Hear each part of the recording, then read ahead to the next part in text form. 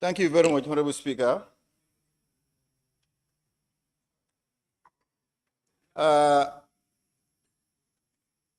It is almost difficult to speak at this moment without re-echoing what previous speakers have elaborated on.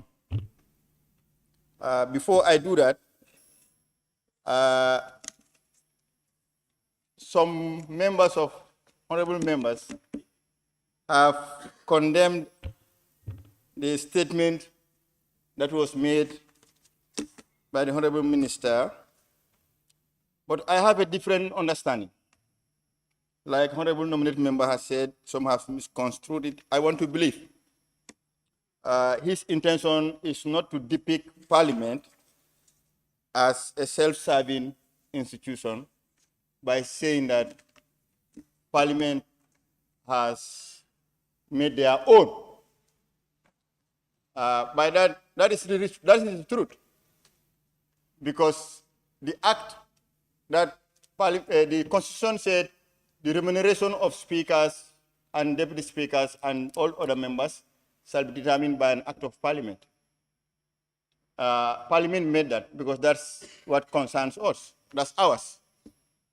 But when it comes to these particular bills that is also mentioned in the same Constitution, it couldn't in any way be generated from the Parliament. It has to come from the ministry. So it's not ours. Until it is presented to us, it is not ours.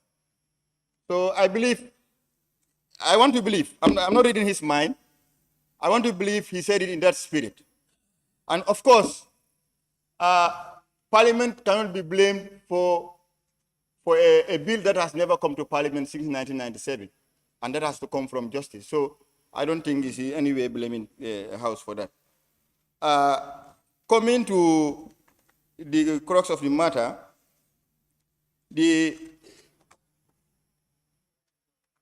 Honorable Minister, if I'm not Honorable Speaker, if I'm not mistaken, he quoted Section 142, that says the remuneration of High Court judges, superior judges, should be determined by an act of Parliament. But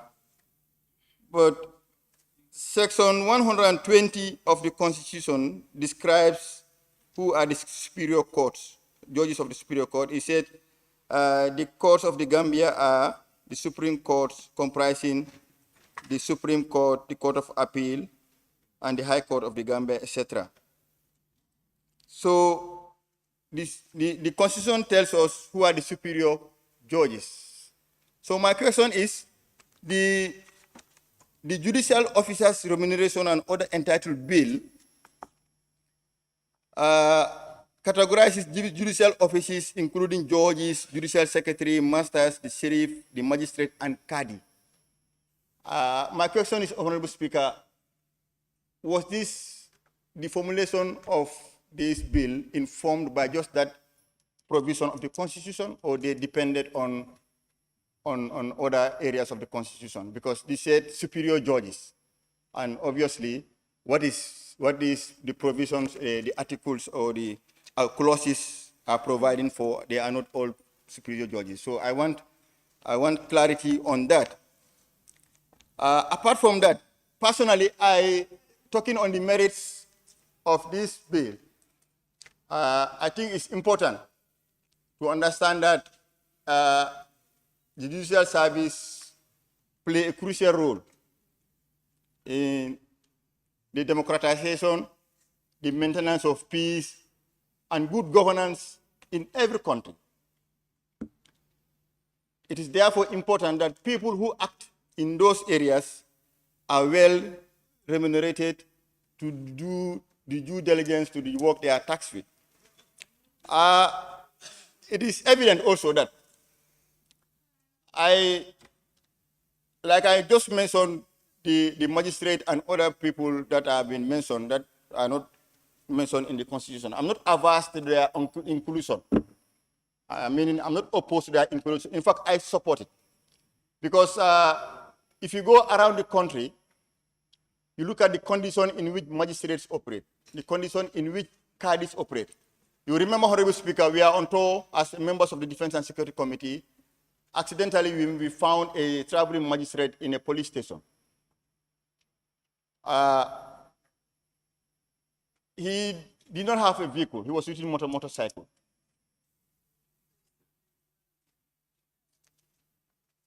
There was no court. He was doing his proceedings in the police station. This is a traveling magistrate, district magistrate court. So that tells you the kind of environment the magistrates in the provinces and district courts and in regional courts, high courts are operating in. That is why I'm also against the discriminating nature of the vehicle, the allocation of vehicle with chauffeur, where it limits it to high court judges and chief magistrate. I'm totally against it. To have my support for this bill, magistrate must be included, and even caddies must be included.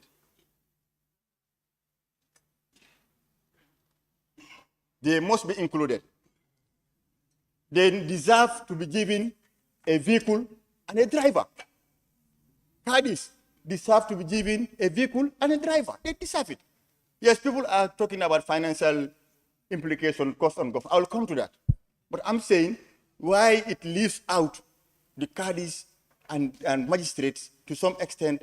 I'm not happy about that, and I think that's discriminatory. Because no one can say a judge of a high court works has more workload than a magistrate or a caddy. We see the workload they have. And I live with caddies who are renting.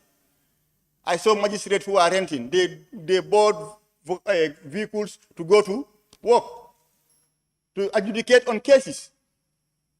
And then even on security level, it seems like we see that the lives of the judge is more at risk than magistrates, than caddies. So these are all issues that I think we can look at thoroughly. And then with regards to killing the bill here, I don't think we will be fair to ourselves and conforming ourselves to the provisions of the Constitution if we kill it here, because provision says we should provide for it. Now, if the institution that is responsible to bring it, so that we look at it and enact it, if they bring it, they have done their part. What is our part now to ensure that we do something that is in line with the provision of the Constitution? That act shouldn't be rejecting it. That act is to fine-tune it the way we want it to serve the interests of the country. Otherwise, we still not be exercising that provision of the Constitution that said an act of parliament should do this. And there are many of those things in the Constitution where it is said this should be done by an act of parliament. They have been left like that since 1997. So if this opportunity comes, I think we should look at this bill thoroughly and remove whatever we think is discriminatory and whatever we think is not sustainable in terms of cost on government, and think whatever and add whatever we think is, for instance, the regulation issue. When he said an act of parliament should establish this, and you are now taking the regulation aspect that should determine the salaries. It means I'm not determining the salary. I just give you a leeway, a latitude to decide what you put there. The law is saying I should decide their remuneration. Now, if I give you a free room with a regulation to go and could I control what is you put in the regulation? No. Like Honorable Mbo said here. I agree with him. I agree with him in total. It should be in the act. Their remuneration should be in the act. We should decide as representatives of the people to decide over that. You cannot divorce that from and put that in a regulation. I am totally against that method And if I am to give it my support, those aspects that concerns their remuneration should be in the bill that members of parliament can scrutinize. Because you have other opportunities to scrutinize, to make further consultations. Like another person said, he has the ministry done a lot of consultation. We now have that opportunity to go and do further consultation again. Open up the consultation, invite people, invite consultants, invite specific groups, the bar and others. We have that opportunity now. But I think when it comes to judges, there are a lot of allowances and remunerations that are already in the budget.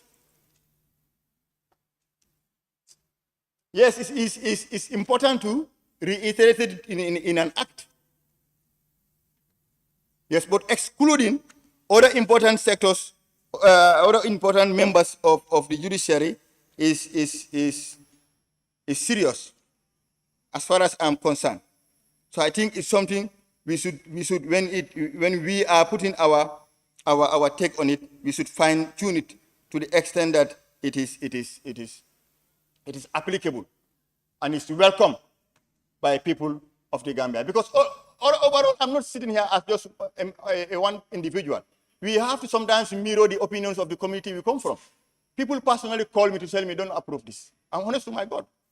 You know, sometimes they are laymen, yes. What do they see the society now? They see it as senior people dividing national cake among the landed men, among people, elitism. That's how they are seeing it. And then we should try to our best to change that image in the country. People are now being seen as dividing national cake among the people in the top brass. You know, son? People call me, and people even text, you know. So that's how they perceive it. But for me personally, I think there are areas that we can agree to be in this bill, especially those ones I mentioned. The cadis, the status of cadis and magistrates, and for judges, they have far too many privileges already. And then I'm not totally against the going home with the salary. It doesn't make sense to me. The lifetime security. Why him? Why the judges and not the president? No, the president will solely have it. But there are ministers who can serve the government for 10 years. Why not other people in senior government? Are these people more at risk or at threat than others? So we should be very careful. And then, you look at the implications. Like other people have said, how many judges could at some point have been retired, and we need to provide their lifetime security. And even at this moment, I think they have furnished houses and all this. Are magistrates having that? So some of those things, yes. So these are the nitty-gritties we have to look at to say that this is possible, this is not possible. What is possible, we do that. What is not possible, we put that aside. But to wholesale take it and throw it away, we are still not doing the democratization process we are up to. That totally I'm against that. To wholesale take it and throw it away. Let's not do that. Be mindful. This is we legislate. So whatever is there, now it is ours. We are taking ownership from the ministry. Whatever is not there also, we are taking ownership. So when the final text come out, it becomes Parliament's own, like he said. So for me, let's consider it thoroughly and look at it, scrutinize it, and sound the opinions of the people, expertise, and all those things to ensure that it serves the purpose. I would not want to bore you much. I think I can skip others. Yes. Yes, the moving allowance. Sometimes some of those things, you cannot comprehend how it moving allowance. You understand? When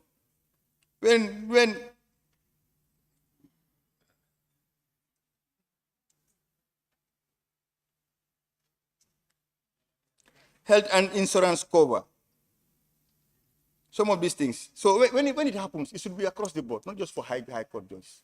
It includes the magistrates, the caddies. That's my position. Yes, let's work on all of them. If we have to work, we work on all of them. Let's not be selective. because magistrates are doing a lot of work. They are inundated with a lot of work. And then you people are working on seeing how cases can be expedited because there's backlog of things. So if you don't give enough incentives to people who are like somebody said, remand, you go there is full. And I saw in one newspaper this day, a judge refused to go to attend cases because the driver did not come to pick him. The driver was sick. So all these things affects proceedings in court. Mobility is important. So it shouldn't be limited to only High Court judge. That's my argument. I think all of them across should have it if there should be any. And then those that are not relevant in my consideration, we look at those ones and see how we do a proper enactment of this.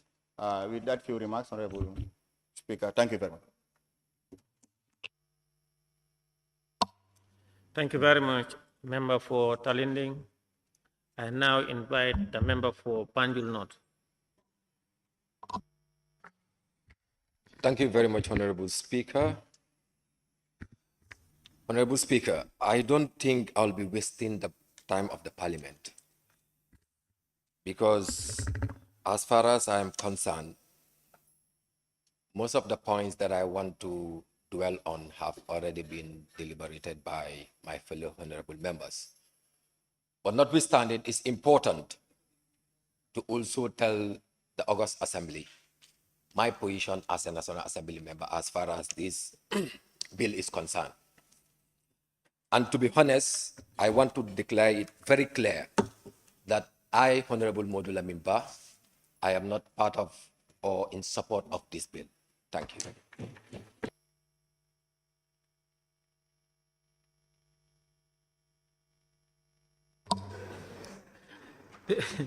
Thank you, member for Banjul North. I now invite the member for Brikama South. Thank you very much, Honorable Speaker. The business before us, or the bill before us, is an interesting one. And I know it has attracted a lot of debate in the country since the news of the coming of this particular bill. And I know we became very popular because the bill is coming to us. Much has been said with regards to what should be done. And I equally want to join Banjul North, not to waste the time of the Assembly, but I want to highlight few areas. One thing, I will have few questions for the Minister pertaining to the issue of Judicial Service Commission coming out with regulation to determine the remuneration, salary and allowance, and that of the gratuity and retirement benefits. These are very interesting areas. I want to believe whether actually, if this come under a regulation and they are not in the act, like how do we have control over this? Because this remuneration need to be determined by the National Assembly, every sector of the economy. I don't want to, I believe that the judiciary as an arm of a state is an important component. I can see the idea of actually motivating the judges in order to attract more is very clear. But there's a component that deals with the issue of salary, the benefits. I think that is very, very important. It's good to motivate them, fine, in order to facilitate their work, particularly the lower cadre. But if you look at within the judiciary, there is gross discrimination. And I don't think the National Assembly should ascribe to that, which is very, very important. Even if you come to the National Assembly, in terms of our remuneration, there are some discrepancies that exist because certain positions come with responsibilities. And that is why we have to look at that. But if you look at the major issues, it is cross-cutting. Irrespective of elected or nominated, we are all equal. So I don't think the issue of discrimination, we should be part and parcel of that, which is very key. And one thing that I want to emphasize, there is no sector of the economy, be it in the public and civil service, that does not need salary increment, because there is huge disparity between the source of income and cost of living. And that's why from the very beginning, we've been pushing seriously so that we have what we call salary restructuring. And this has not been coming. I want to believe that if we go in for this thing, this will also provoke certain sector of the economy to come up for another salary increment. I think it would have been ideal if we want to look at the issue of salary. It would have been a broader perspective, because there was no salary increment where the judiciary were excluded along the line. But even with that, we still have these discrepancies going up, because the trend in which we have been increasing salary is helping the highest cadre than the lowest cadre. So that is why we need to bridge that disparity gap to a level whereby people will have a living source of income. That is something which is very, very important. Again, I also want to look at the issue of, if it is possible, if the judiciary can actually relook at this thing and come out with a comprehensive, where it is going to be all inclusive, rather than looking at the highest cadre and forgetting about who are doing the workforce. And each of those stakeholders are very important.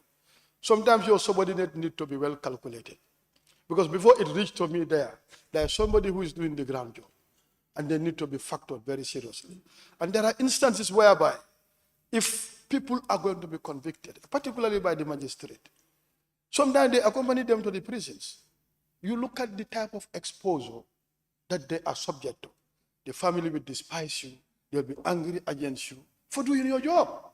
So the type of risk associated to them, I don't think this bill should come and exclude them completely. So that is why right now, as far as I'm concerned, for it to go back and relook at it, so that you can come out with a better one. Thank you, Honorable Speaker.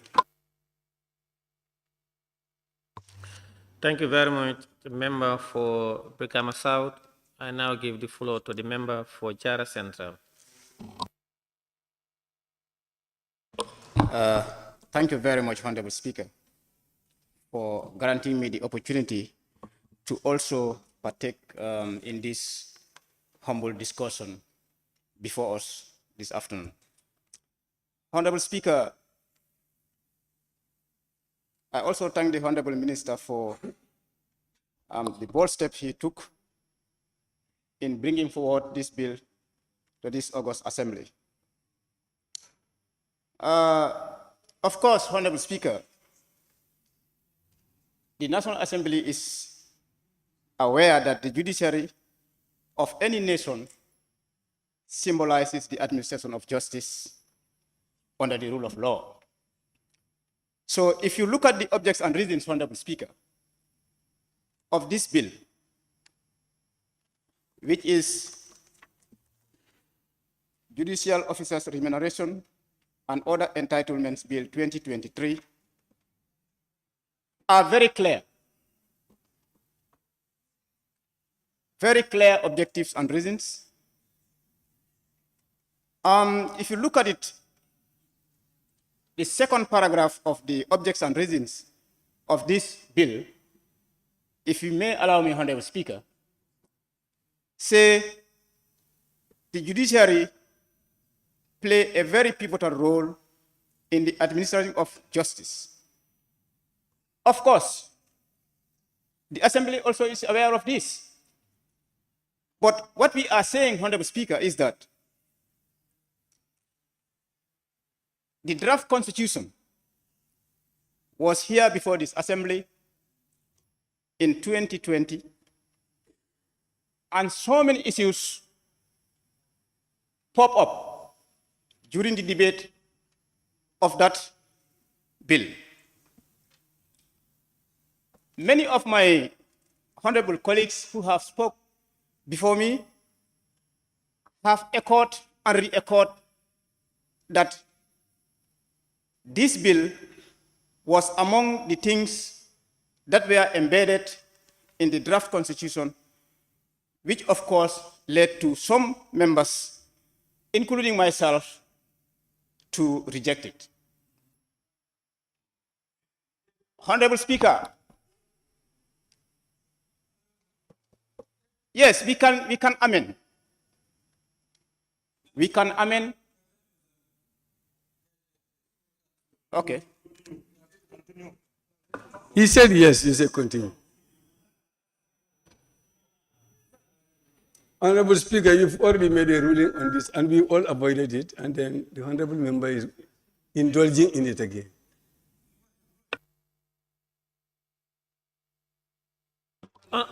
Honorable Member for Woolly is You've already made a ruling on this, that we should avoid this draft constitution and concentrate on the bill. And the Honorable Member is indulging in it again. oh, now I get you. Yes, honorable members, please, let's confine ourselves to the general merits and the principles of the bill, please. I'm sure you could have just raised a point of order instead of observation. Thank you, member for Woolly East. Honorable member for Jara Central, continue, Okay, please. thank you very much, Honorable Speaker. Honorable Speaker, what we are saying is that we'll be setting a precedent, of course. We'll be setting a precedent. If we have to pass this bill, we'll be setting a precedent, of course, in the sense that we have similar stakeholders or public service groups, which you know, they are also concerned in terms of remuneration. Some members have spoken here that the magistrates, of course, whom you know, are working with these High Court judges. They are all in the same premises in terms of executing duties. So if we have to deal with remuneration of judges and leaving out remuneration of magistrates, I'm not sure whether we'll be doing justice in that direction. So to me, Honorable Speaker, I would have expected the Honorable Minister to include the magistrates and other key stakeholders in the arms of the judiciary to be included in this humble bill. The other issue is, Honorable Speaker, it is, of course, one of the government reforms agendas to come up with a salary restructure.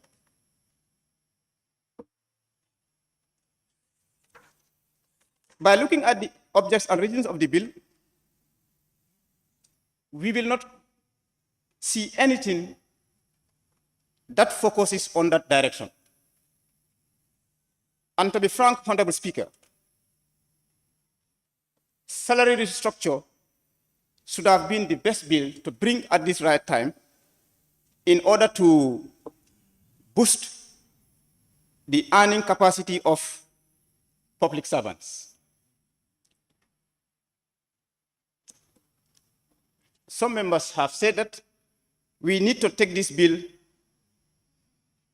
allow it and commit it to a committee for further scrutiny.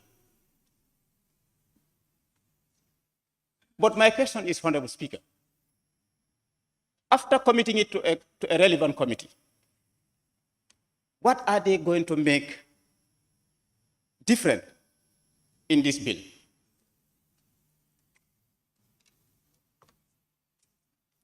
Because committing it to a committee would mean you are subjecting it to a further scrutiny, removing many parts of the bill as intended by the Justice Ministry. And by doing that, then the spirit that the Ministry of Justice had in preparation of this bill wouldn't be there anymore. It wouldn't be there. Because if we commit this bill to a committee, it means so many clauses would go out of the bill, leaving only few not to be touched. And there we are therefore wasting the time of the National Assembly, in the sense that still the report that that particular committee would come up with would also be subjected to debate. And yet it will be difficult, and in fact it's going to be questionable as to whether we will come in terms in debating that report. I would not waste much time of the National Assembly in terms of debating on this bill. But what I am sure of is that allowing the bill to be committed to a committee is just almost a waste of energy and time.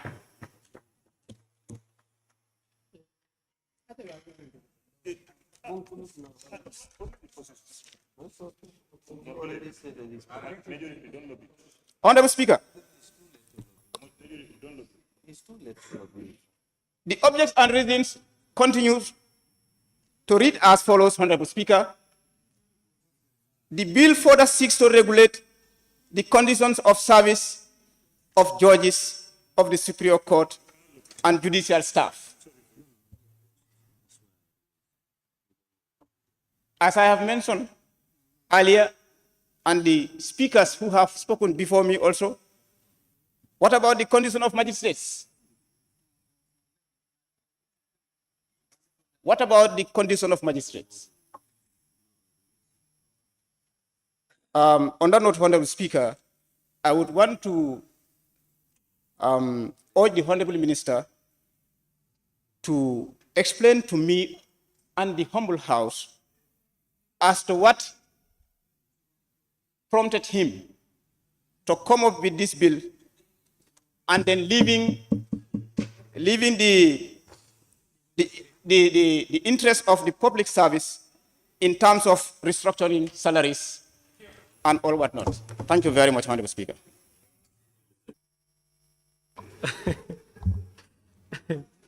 Thank you very much. I now recognize the member for Jimara. Thank you. Thank you so much, Honorable Speaker.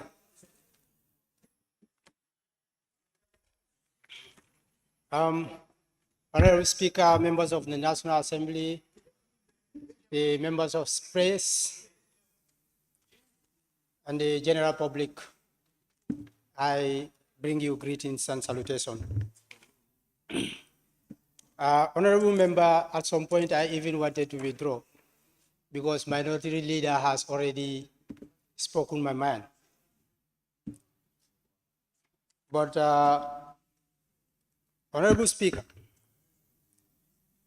just to add few words, when I was sitting here listening to some members deliberating, on the matter that is of concern. First of all, I want to thank the Honorable Minister for bringing this bill. I'm not thanking him because I am well with the bill, but I'm thanking him because he's fulfilled his constitutional responsibility. Honorable Speaker, one thing I cannot take in this August Assembly, and the idea that I cannot understand, is the idea of killing bills on their arrival. That is very bad. That is not telling well to our democracy, and it's also not telling well to even our understanding of our own laws and our mandates.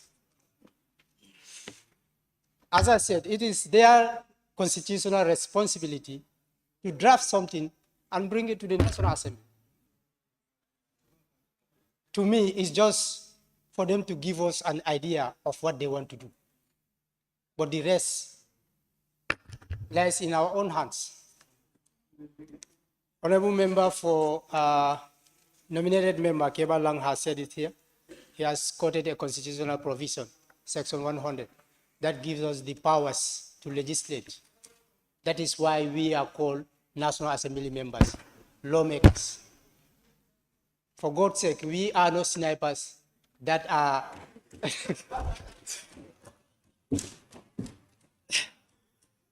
we are not snipers that are ordered to eliminate anything that looks like an enemy.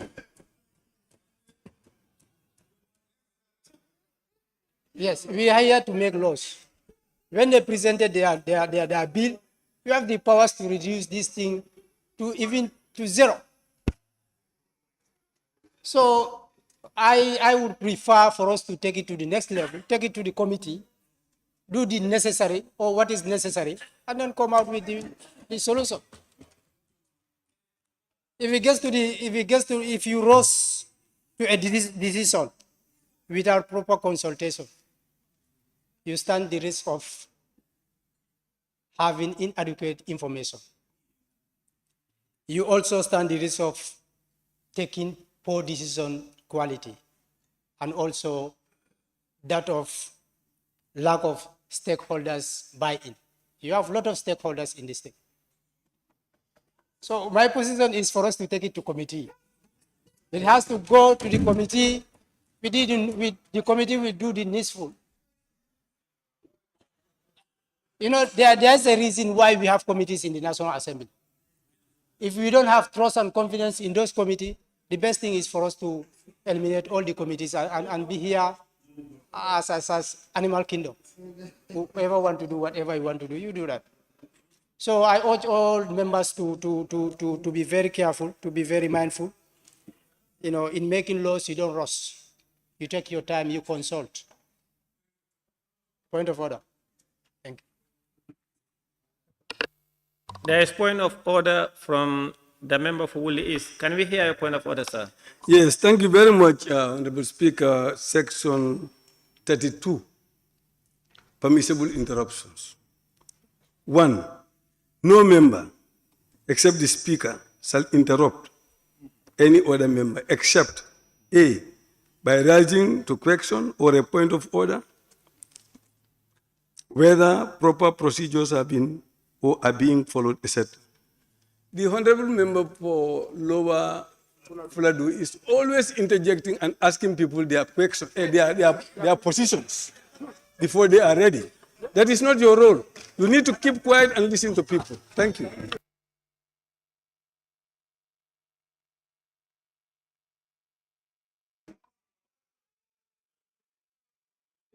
Point of order sustained. Honorable members, please let's leave our colleagues on their own to present their opinions. Honorable member for Jimara, please continue. Thank you so much, Honorable Speaker, and thank you, Honorable member for Woolly East, for that wonderful point of order. And yes, as I was saying, Honorable Speaker, I don't want to waste the time of the National Assembly. You know, I want to urge all members for us to be very mindful, refer it to a committee. You know, we do the needful, and then come up with recommendation. At the end of the day, the committee can only recommend. You know, we come back here and take our final decision. As long as the minister or the ministry or the people concerned are ready, or are willing or are open for further negotiation, you know, we cannot discuss all the specific due to our procedures. But that can be done when the committee has its recommendation. Then members will put their inputs, not only to put their input, but experts will be engaged and other stakeholders will be engaged, so that we have a bill that will be citizen friendly. We'll have a bill that will be economic friendly, as opposed to what people think. So thank you on that note. I want to thank you so much. Thank you very much. The member for Jimara, you said we are not snipers, but can I ask, are we or do we hold a knife and scissors to court? But don't answer, please.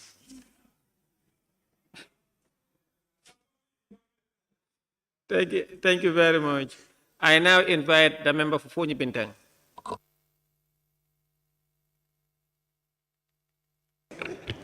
Thank you, Honorable Speaker. I also need to thank the Honorable Minister for being very bold to bring such a thing into the National Assembly. It is important that we look at things critically. Referring anything to the committee, meaning there is a sign of willingness to accept. And as far as we are concerned, we will not be in any position to accept this. We will stand to defend the interests of this country, because we know that this country, the fate of it lies in our hands. Referring it to the committee will give more room for interference constantly without rest, and we will never accept that. For how long have I been crying for the welfare of the teachers in this National Assembly? The Minister of Justice could have bring something, a bill that will combine the restructuring of salaries for all the civil servants of this country to make the Gambia a better place. We all know the problem is not in the judiciary alone. The problem is not in one of the sectors. It's in all sectors. And if the teachers are to cry here before us, some of us will not be able to go home. That is the problem that the Gambia is in. But now, we want the legislature to scam, the judiciary to scam, the executive to scam, and the rest of other people that are there, like the security, the teachers, the nurses. Where will this come from? That is the problem. This bill will not be numerated. We will end it here with the help of God, and we will end it here. Scammers can scam, but not through National Assembly. We will never allow that. Never. And with the help of God, we will defend this country, come what may. Who is telling you that as a judge, at the end of your time, you will not have employment or work? Who is stopping you from farming? Who is stopping you from fishing? Nobody is stopping you. So you are stopping yourself. You are welcome to our field. You can become a fisherman and nobody will stop you. Actually, this nation will be defended. Democracy, you are saying that we refer this to the Committee for Progress of Democracy. We are not calling for democracy. What we are calling for is for a nation that can stand and defend its resources. If democracy means looting, we are not part of it. I thank you for your kind attention.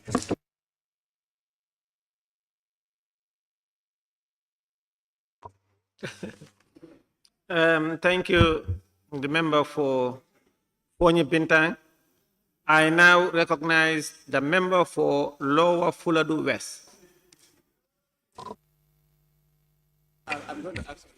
Thank you very much. I think this is overdue. But before I start, you see, we don't want senior NAMs to play, I've supported a draft. I did not support a draft. This is a bill before us, and it's not going. This has to be dead here. Let's put it straight. And then, you see, something is happening in the gallery. Because you defended the draft, and this was in the draft, you continue to defend it. It will not work here. This is the 6th legislature. Smart, intelligent NAMs, we are saying no. This should die here. And this is part of parliamentary procedures. When something is going and we know it's not in the interest of the nation, dead on arrival. And this is dead.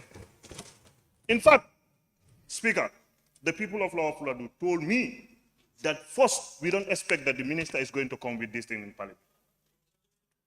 When it goes, they realize that this is gadgeted.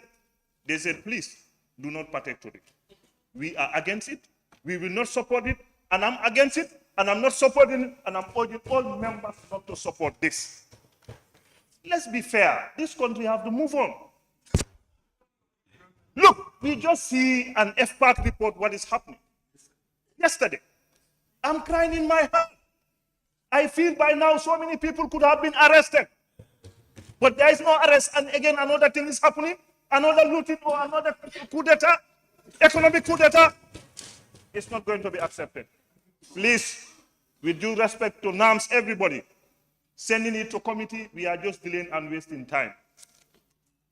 Mr. Speaker, my position, and I've got a lot of position, they say dead and this is going to die. We are not going to support it. You see, here we represent the interests of the people. Everybody knows what is happening in your constituency. They consulted us and said, this is something that should not go, because if you do this thing, so many in other areas are sending their requests. Education, health. Are these people better than us? Are these people contributing to this country more than we are doing? Look, thank you, Honorable Foni Bintan Karanai. You see, after becoming a judge, when you retire, Jakali Pajat is there. We have vast land for you to go and work. It's free, self-employment. The river is there. We have nets that the government can even give you to go and catch fish. Employment is readily available. Please, colleagues, members of parliament, I urge all of you to condemn it. And don't even suggest for committee. My position is no committee is finished here. Thank you very much. Thank you very much, member for Lower Fuladu West. I now recognize the member for Jara West.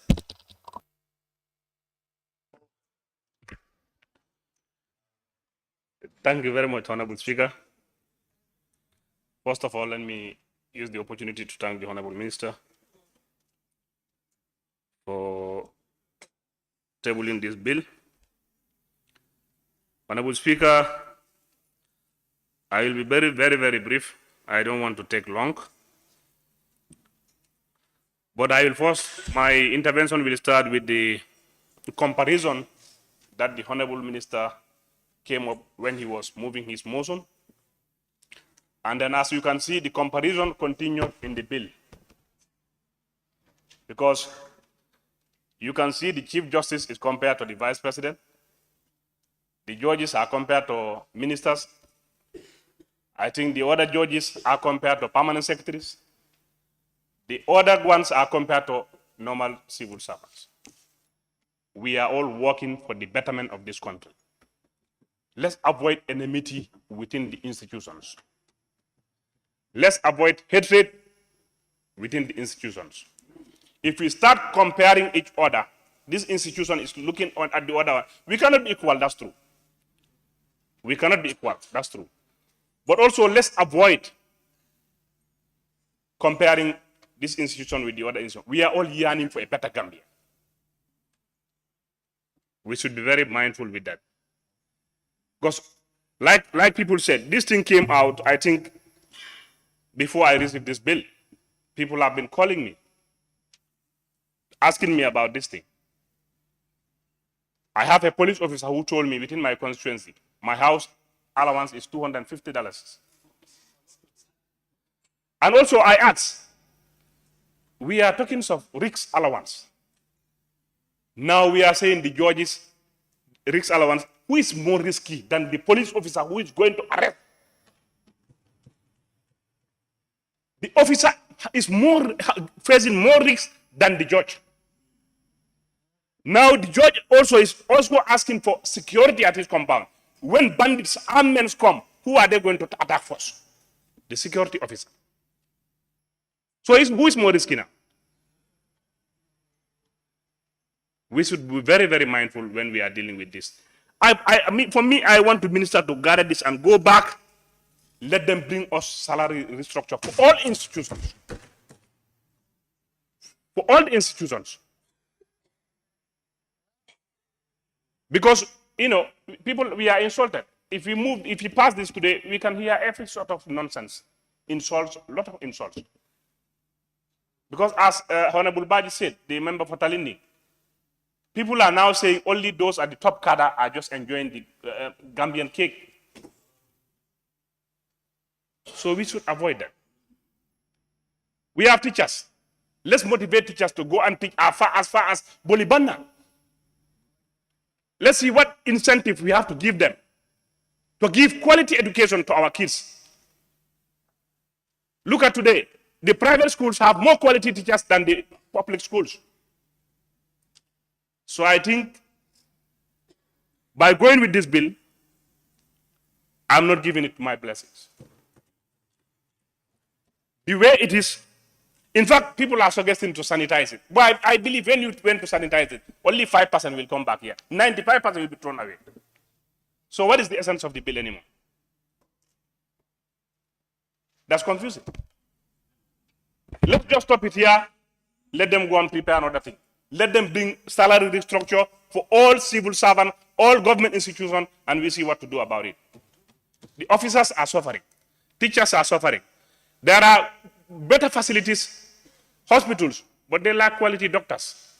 Nobody wants to go to the provinces. People are calling me from all over. I said, a police officer, he said, our house rent is $250. What can that pay? So, Honorable Minister, I think you have to put your house in order. Because also, by quoting also the section 120 of the Constitution, the judicature, we have the magistrate, the industrial tribunals. Why others are catered for under the judiciary and others are left behind? It's not fair. So on that note, Honorable Speaker, for me, I'm not giving it my blessings. Thank you very much.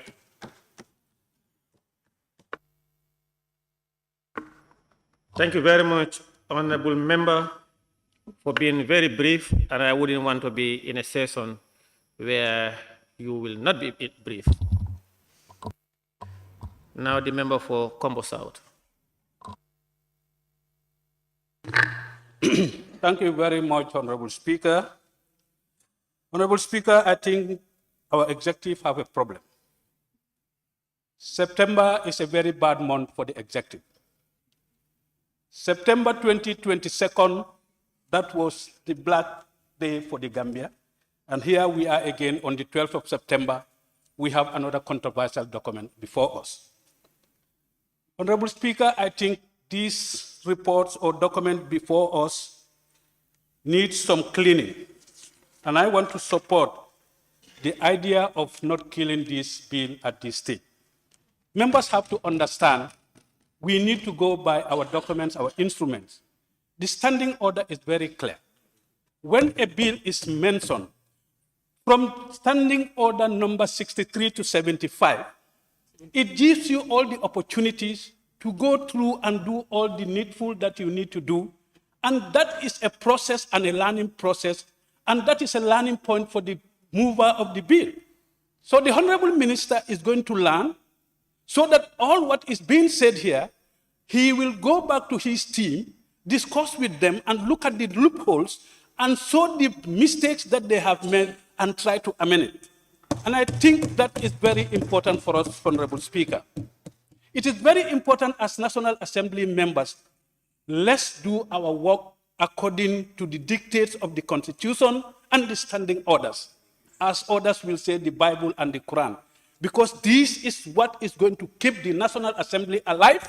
And if we do not do, we are not going to be supporting the ideals and the ideas of our representative. We must remember, we are representing our people. Section 112 is telling us of the 1997 Constitution, whatever we are going to do in these chambers has to be in the best interest of the Gambia people and our conscience. And our conscience will not be fulfilled if we do not go back to our representatives. So committing this to a committee, we are opening it up to our people.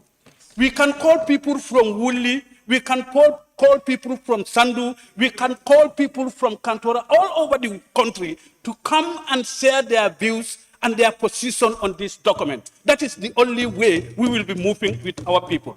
Honorable members, and I think we need to understand, we should be able to differentiate these three arms that we are talking about, the judiciary, the legislature, and the executive. One thing that we need to understand is the judiciary depends on the legislature for resources and programs that they need to do. That's what they are doing. They are only here for us to help them, to give them the resources to be able to do their work.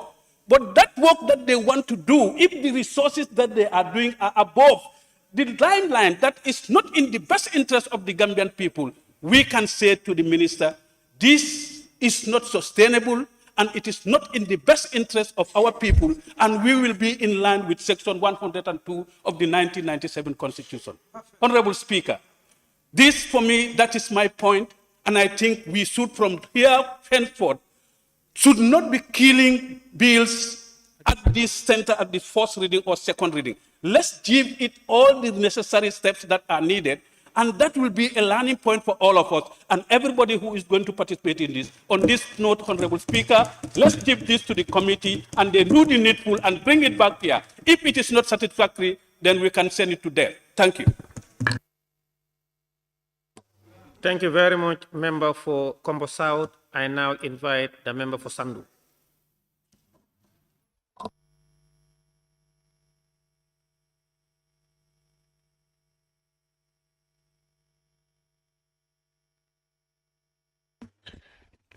Honorable Speaker, thank you very much.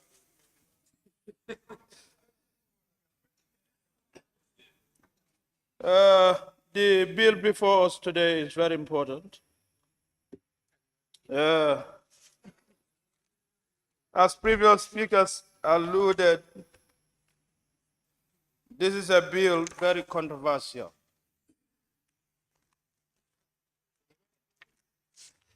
And to not waste the time of the House, I want to believe that this bill is not a citizen-friendly bill.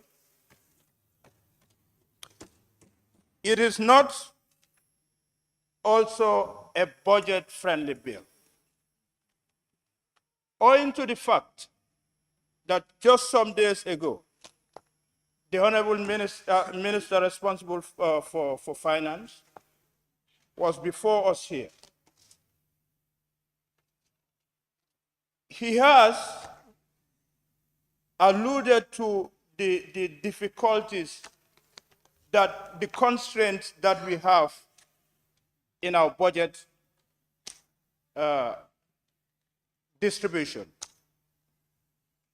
We have sectors, education, health, and other sectors that are crying for budget shortage. And the time of bringing this bill is not favorable. What do we explain? What do we explain to the people?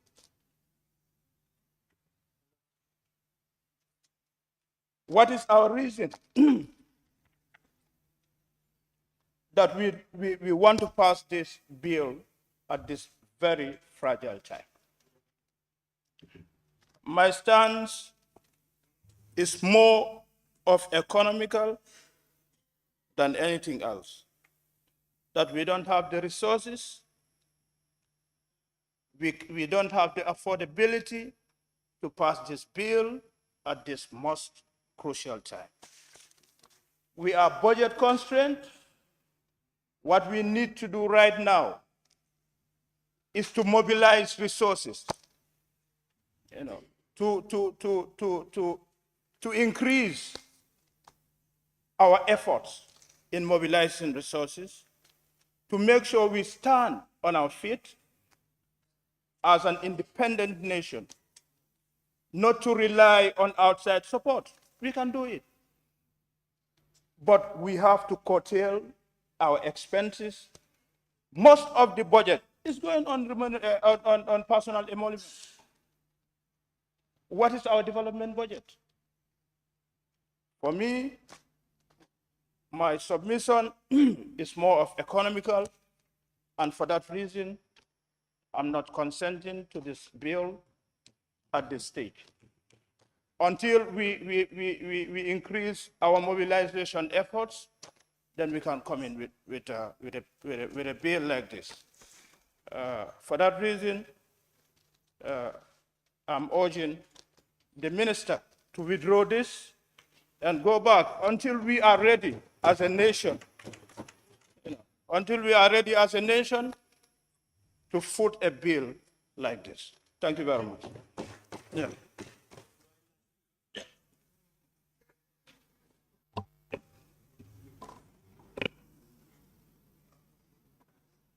You are raising on what? I just want to No. announce my presence and appearance, please. Huh?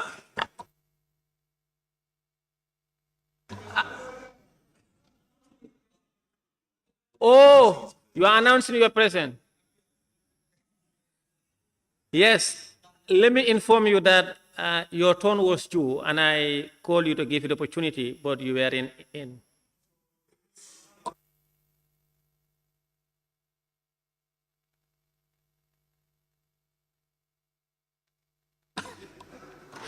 Minority, yes, minority.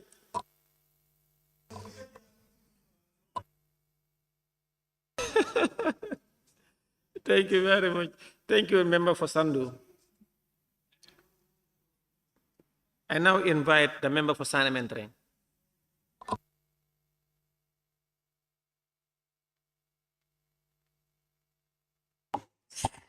Thank you very much, Honorable Speaker. Honorable Speaker, I've gone through the bill, the Judicial Officer Remuneration and Other Entitlements Bill. And having gone through this document, Honorable Speaker, I'll be very much briefed. But I also want us to remind ourselves, we the honorable members of this assembly, let's remind ourselves with the retired police officers. How are they moving around? How much are they earning as a pension in this country? Let's remind ourselves with the retired teachers. How much are they earning as a pension in this country? And many other people, civil servants who got retired in this country, and how much are they receiving as a pension? Honorable Speaker, as alluded by most of the National Assembly members, my colleagues,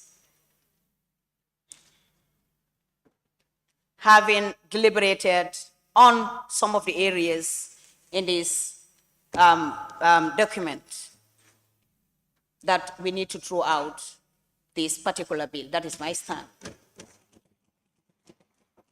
And I will boldly stand in this parliament to show the whole Gambia, and of course the member of this parliament, Honorable Speaker, that I am representing Sanimentary constituency, and the people of Sanimentary constituency are completely against this bill, that we should throw it out, and I concur with them because I am their representative. Honorable Speaker, having gone through this document, clause 18A, which reads, pension equal to last salary in service shall be payable to the occupant of the office of the Chief Justice who retires after serving as such for a period of 5 years. Honorable Speaker, I cannot even understand the statement, number one. So I will urge the Honorable Minister to elaborate more on this, to my understanding. B, which reads, any other judge of a superior court shall enjoy a pension of full salary upon retirement after serving for at least 10 years. As I said earlier, how much is a retired teacher or a retired police officer receiving as a pension in this country? I don't think it is fair enough for this statement to be part of this bill. And also the C reads, any other judge of a superior court who at retirement has served for less than 10 years, but more than 5 years, shall be entitled to a pension of 3/4 of his last salary. Honorable Speaker, I believe, yes, I'm just quoting from the bill itself. Honorable Speaker. Sorry, please, order. Honorable member, please, honorable, please sit down, ma. Honorable member, you know, when you quoted first and second, I just allow you, but that is not in order. We should confine ourselves on the general merits and principles of the bill, and we avoid going into the specific of the bill by quoting provisions and highlighting. Thank you, Ma. You may continue. Thank you very much. That's okay, Honorable Speaker. But entirely, we're speaking about the bill. I am talking about the bill, and my stand, in conclusion, is that I am completely against this bill because I am reminding myself about the ex-police officers and the retired teachers, and I felt that this money or pensions or whatever the judges are claiming to be pensions or whatever payment they are supposed to be given, I expect that to be spent on the youths and the women to empower them in this country. An MOU of 2018 was signed to $20 million in 2018, which was there to empower the youths in agriculture. We don't even know how it was implemented. And I expect we should come back and review that area and then look at ways that we can empower the youths and women of this country. Thank you very much. In conclusion, I am completely against this bill. Thank you. Thank you very much, the member for Sani Mentoring. I now invite the member for Upper Fuladu West. Well, thank you so very much, Honorable Speaker. First of all, I would like to thank the Minister of Justice and the Justice Department, and then Honorable National Assembly members and all those present in these chambers. I think the bill before us is very, very important. Important in the sense because if you look at the judicial component, because they are also a component in government, which is very, very important. But going through the objective and reasons of the bill, like where it states the judicial of any nation symbolizes the administration of justice under the rule of law, which is a crucial factor in good governance and ultimately a sine qua non to the peace and security of any nation. And the judicial therefore played a very pivotal role in administering justice and maintaining the rule of law. Ultimately, it is a critical player in the realm of democracy and constitution development and have a key role as one of the three pillars of state component. So it is in this backdrop that necessitated the need for this bill. Anyway, if you look at the judicial component, it's very, very important because we all know the role that they play as far as governance and government is concerned. But in my sincere opinion, I know I am not in the heart of the Justice Minister, but if he can talk to this August Assembly, frankly, that this bill is drafted without his consent. Maybe he's not the very one who drafted this bill. This bill is drafted, though he is the Justice Minister, but maybe he cannot come openly to disagree with the bill. But I'm pretty much sure that the Justice Minister himself is not in line with this bill, simply because if you look at the bill, Honorable member, please. Yes, because if you look Honorable member, please. Honorable member, please put up your mic. Honorable member, please. Let's debate on the general merits and let us not sound the personal opinion of ministers or the vice president. Please, he's out of order. Who is that? Please, member for Kiang West, please. He's out of order. Well, okay. Please sit down. Honorable member for Latikunda. No, Honorable member for Latikunda. Honorable member for Latikunda. You said you know the orders. Please, sir, let's maintain decorum and follow the standing orders. And even the way you address me is disrespectful to this assembly. You are putting the office of the speaker and the assembly at disrepute. Please. Honorable member for Opo Fuladwes, please refrain from asking the minister's personal opinion or putting him. Okay, thank you so much. Then I withdraw that statement. I am very, very sorry indeed. But what I just want to put across here, like what the Englishman says, you cannot put an old wine in a new container, assuming that that old wine is a new wine. It's just that the container has been changed. Because many speakers have alluded that the main reason why they rejected the draft constitution, this was, part of it. Why is it that the drafters, they expunge this one from the draft constitution and bring it as a bill to the parliament? For me, the way I am seeing things might be bringing it to parliament in order to dribble the parliament, but it cannot be business as usual. Because if you read what is codified in this document, you will definitely realize that it's very, very segregatory. Because I am a little bit confused, and I would definitely want the minister to explain that to this August Assembly. Because if you go through this document, you will come to see, a lot have been said about judges and then judicial officers, but magistrates and cadis, as other speakers have alluded, are not captured in this document. And then, if you look at the judicial component, all these are key players and they are all important. Because to me, the work that is done, what magistrate, the work that they do, the High Court judges, they are not doing that work. Because magistrates are spread in the length and the breadth of this country. Because we all know that the work that they have doing, and also the sufferation that they have undergone. If you also look at the CADI, they are also under the judicial component. But you cannot draft a bill whereby only one part of that component will be captured, then the remaining ones are sidelined. For me, I am not anti-judicially, or I am not here to say definitely or we should not do this or that. But what I will advise the drafters, I will advise them to go back and draft it properly and then bring it back to the parliament, because it cannot be business as usual.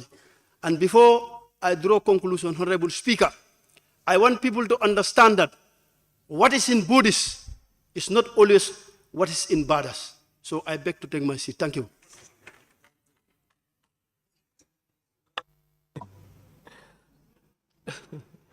Thank you, Honorable Member. I wish you had enough time to tell us what you mean by what is in Oh, no, sorry. No. Please. Another time, not today. Another time, sir. Now, the member for Janjamure. Thank you very much, Honorable Speaker. And thank you very much, Honorable Minister, for taking your time to bring forward such a bill. But then, I equally want to join my colleagues to share what I think is the opinion of my electorate, because it's about representation, and as such, we always do what we call consultations with those that send us in these important chambers. However, Honorable Speaker, I think after listening to the deliberation of my colleagues and also reflecting on the economic situation of this country, I want to believe that your timing is indeed bad. Why do I say this? I think in the month of August, September or so, we believe it is always a dry period. It's always difficult for citizens. And looking at the Gambian environment, I think most of the people, more especially the electorates among the citizens, are more of farmers, meaning their income earnings are very, very low. Therefore, bringing such a bill for it to help in addressing the welfare of the judiciary system I am not really convinced if the time is really apt. Therefore, I would recommend for you to go back with your bill and continue to consult with your drafters to come up with something that would be convincing. Even colleagues who were saying that we should send this to a committee for scrutiny and review are still not convinced that this is what we definitely expect at this very moment. Therefore, I wouldn't really think it is important to send this to a relevant committee for scrutiny, but instead for you to go back with this particular bill to the staffs of the judiciary to further look into. Honorable member, please take a seat, sir. It's approaching 5:30. I, at this time, suggest that want to move either to sit beyond and on. Member for Opanyomi. Thank you very much, Honorable Speaker, for giving me the opportunity. Honorable Speaker, I rise to move a motion that this assembly sit beyond 6 o'clock. Thank you. And do what? To finish business in hand. Yes. Now, all you do? Second the motion. The motion is we sit beyond 6 o'clock and finish business. And finish this particular motion. No. Business. No. This particular bill. Please, yeah, please. This Take a particular seat. bill. Yeah, take a seat, sir. You know, the member for Upper Nyomi have not put up a proper motion. That is why I gave the floor to raise a motion, but not a second, because if not, I'll give him the floor back to put up a motion, to amend his motion. Thank you very much, Honorable Speaker. Then I rise to move a motion that we sit beyond 6 o'clock and to finish the bill at hand. The bill, I mean, the bill. Not the business, the bill.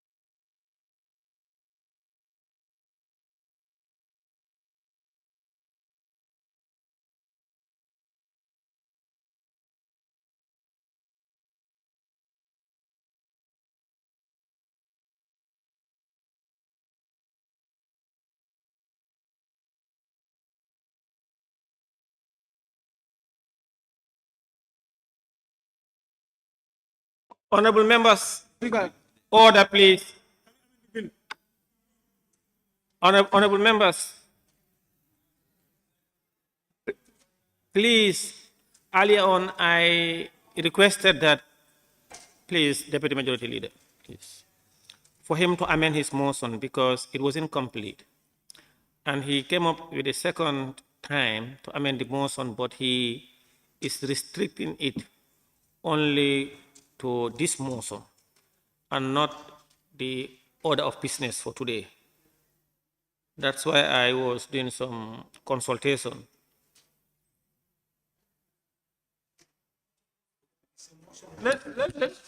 Because there's already a motion on the floor, because for him, I'm not sure if he want to withdraw, because his motion is only for this business.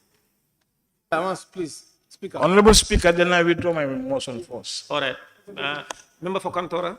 Yeah, I want to appeal to other members. Looking at this session is very short session, and in a week time we'll be close to adjourning, and we have a lot of unfinished business. So let's please endeavor to finish the business at hand and adjourn, please. All the businesses today. Yes. Member for Lower Salum. And secondly, also, clarification, please. And secondly, dinner has been provided for us to have. Yes, Honorable Speaker, I rise to move motion to we sit beyond 6 o'clock and finish business. Any seconder? Oyundum? I second that motion. It is moved and seconded that we finish beyond 6 o'clock to finish business on the order paper. Those in favor, please say aye. Those not in favor, please say no. The ayes have it. The member for Janjamure, please continue. Thank you very much, Speaker. What I was trying to put across here is I think it will be important for this August Assembly to be considerate with time. What do I mean to say to be considerate with time is referring this bill to a committee when they have a whole lot of work presiding over other bills. I think that shouldn't be something that we should go by. What we should do here is to allow Minister to go back with his bill, do the needful, and ensure that at least it meets 50% of our expectations than the way it is. Also, considering the economy of this country, I think just 2-3 weeks ago, the Minister of Finance actually banned all international travels for the simple reason that he said the government don't have money. Yesterday, when the FPAC report was here before us, some of the issues that actually emanated was, for example, with the young people of this country, even an office space, the government cannot build it for them. They're still renting. Since those days when some of us were youth leaders, we have been renting a space to preside over youth matters, and the trend continues. Honorable Speaker, with regards to the same young people, I think 2-3 years ago, there was a fund that we're rolling out to actually build multi-purpose sporting facilities in the regions. It clocks about 4 years. Those structures are still incomplete. Honorable, please. Simply because we don't have the money. And now we are bringing forward a bill to cater for the judiciary. Personally, I'm not against the judiciary, and I can attest to the fact that they're doing really a great job. And we should indeed work very hard to endeavor that the judiciary are completely independent. But again, I'm not convinced that it is only money that should actually serve as a motivation for some of us in serving the Gambia. We have seen people volunteering their time for years without earning a dalasi, but they're still committed to the cause. Talk less of those that are earning in a month a minimum of $50,000 or $75,000. A security, an official car, a utility car, and we are seeing they're still demotivated. I don't want to believe in some of those things. I think with the judiciary, more especially with the judges, we have given them a lot in order to serve the interests of this nation. And why are we doing this? Because we want the judiciary to be as independent as anything. So for me, this bill might come at a better time, more especially if the Ministry of Finance can work indeed hard to mobilize more resources, more especially around revenue mobilization. As we speak in this country, things are not going fine. Even the farmers are crying. Right now, you go to my constituency. The farmers there have harvested their crops, but they cannot in fact have a simple tracing machine to do the needful. And we are here saying we should pay judges a pension that is as equal as to their salary. Where on earth have we seen such? Where on earth? I think we need answers in order to be convinced. Honorable Speaker, for me, I wouldn't say we should throw the bill because there were efforts made to actually put up this bill together. And we shouldn't really make those efforts to be worthless. This is why I want to propose, and I want to make it very clear.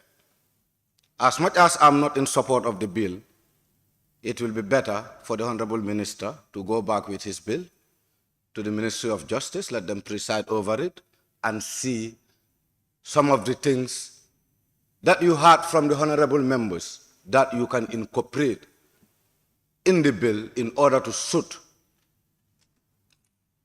the aspirations of the members and as well as Gambians as a whole. On that note, I will take my seat, Honorable Speaker. Thank you. I now give the floor to the member for Latikunda, Sabiji. Thank you very much. It's already dark and my eyes are not seeing well. But I will try to see what I have written here. Honorable members, I think we need to reconsider when bills are brought before the National Assembly. There are processes. Let's ask ourselves, what pleasure or pride do we have to say, let's kill it here, let's bury it here, let's do so, let's do A, B, and C. In my considered opinion, let's refer the bill to the committee. By way of that, the committee is going to expose the process to wider public consultation. Let's remember we are only 53 National Assembly members. We have 2 million people that we are making these laws for.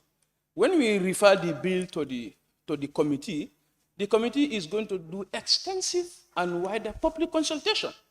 When they come back with that report now, we now know this is actually what Gambians say. Some of you are saying, my constituency told me this.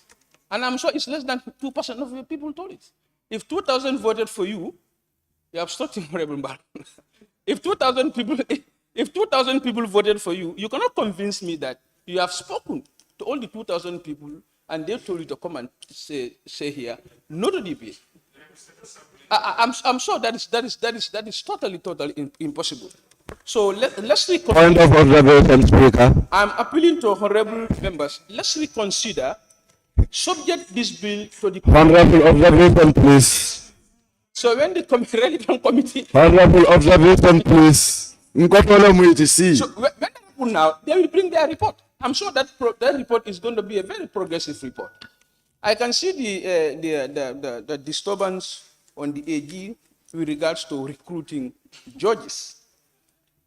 For where AG got it all wrong is where he compare and contrast National Assembly to the Judiciary. Probably you thought that was going to motivate us to say what is good for the goose is good for the gander. But this has definitely provoked the reaction of some National Assembly members. I'm sure that was not well placed. But I beg you people in the name of Allah, let's give this bill to the committee. We are not killing the bill. The bill will go to the committee, and the committee will get back to us. Then we can have an informed decision. There are troubles recruiting judges in this country. I have to be very, very honest. There are troubles. Judges are not, people in the bar are not enticed or motivated to go to the bench because of the small amount of benefits. What they said can be reduced. Instead of giving them full salary, we can say half of your salary. Instead of giving them 2 months paid vacation, we can say no, 1 month paid vacation. We can say no, we are not giving you judges. And I think you also need to be very clear with us. I have a few questions that I want you to answer for me. How many judges do we have in the Gambia, from the High Court up to the Supreme Court? I also want to know what is the projected cost of all these benefits and salaries when they are combined for all these judges. You know what I'm talking about.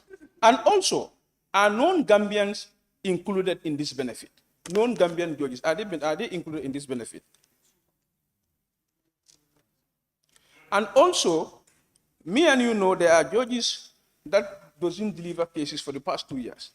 Are we ready to subject all judges to performance contract, where we're going to tell them you must deliver so and so cases in such a, we can tell them you must at least deliver 50 cases a year. So by way of this performance contract, we can now see how do we motivate our judges. But I go back to what I said. Honorable members, I beg you in the name of Allah, let's subject this bill to the committee. We still have, this committee is still run by us. If it is the Human Rights Committee, the Social Agency, still National Assembly members who are going to interact. Will the public, you're going to call the, and we are saying that the bill has affected so people. We are saying that. There is point of order from member for Panyomi. Member, please put off your mic. Honorable Speaker, thank you so much for giving me the opportunity. Honorable Speaker, Order 67, 1, second reading of the bill. On a motion being moved that a bill be read a second time, the general merits and the principle of the bill may be debated. We are here to debate on the general merit and the principle of the bill. What the honorable member is asking, that's one is at the committee stage. Thank you so much.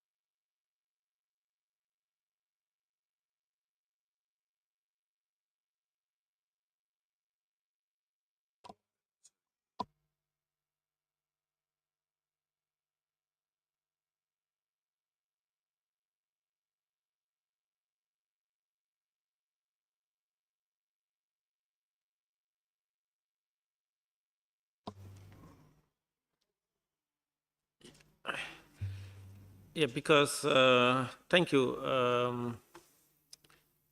He asked several questions, and some are seemingly on general, and I'm not sure the other one, how many judges are there directly specific. I will come back on this. We are proceed. Thank you very much. Finally, most of us said the bill has affected so and so section of the society. This is the essence of a bill referring to the committee for consultation. The magistrates are going to be consulted, the CADI members are going to be consulted, the lawyers, the private lawyers are going to be consulted. Then by way of that, the committee is going to bring us something for consumption. Honorable Speaker, and thank you very much. Thank you very much. Now I invite the member for Serekunda. Thank you very much, Honorable Speaker. Honorable Speaker, my argument will be surrounded around Section 142, which talks about the remuneration of judges. 142 of which book? Of the Constitution. Section 142. No, sorry, section, is it 142? Yeah, which talks about the remuneration of judges. And this bill includes others that are not catered for in this provision. So to my understanding, there is a question of the legality of this bill. So on that note, I would like the Attorney General to dilate more on that. So I will also recommend for this provision to be either amended or repealed in order for us to be able to discuss about this bill.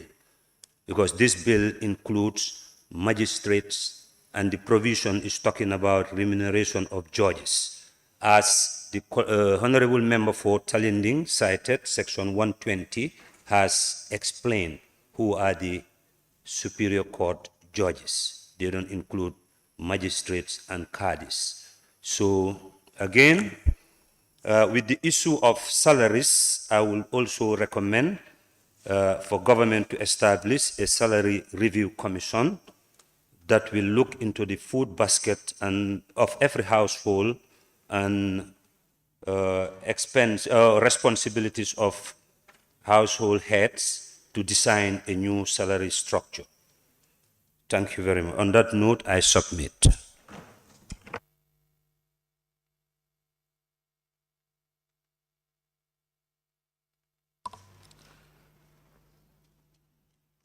The member for Latikunda Savage. Okay, he's gone. All right. The member for Kanpora.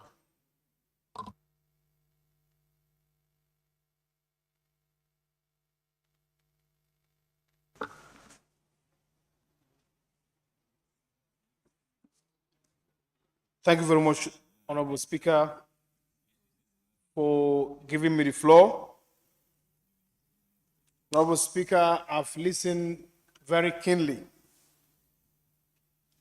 The business before us here is a bill presented by the Minister of Justice and Attorney General for the judicial officers' remuneration and other entitlements.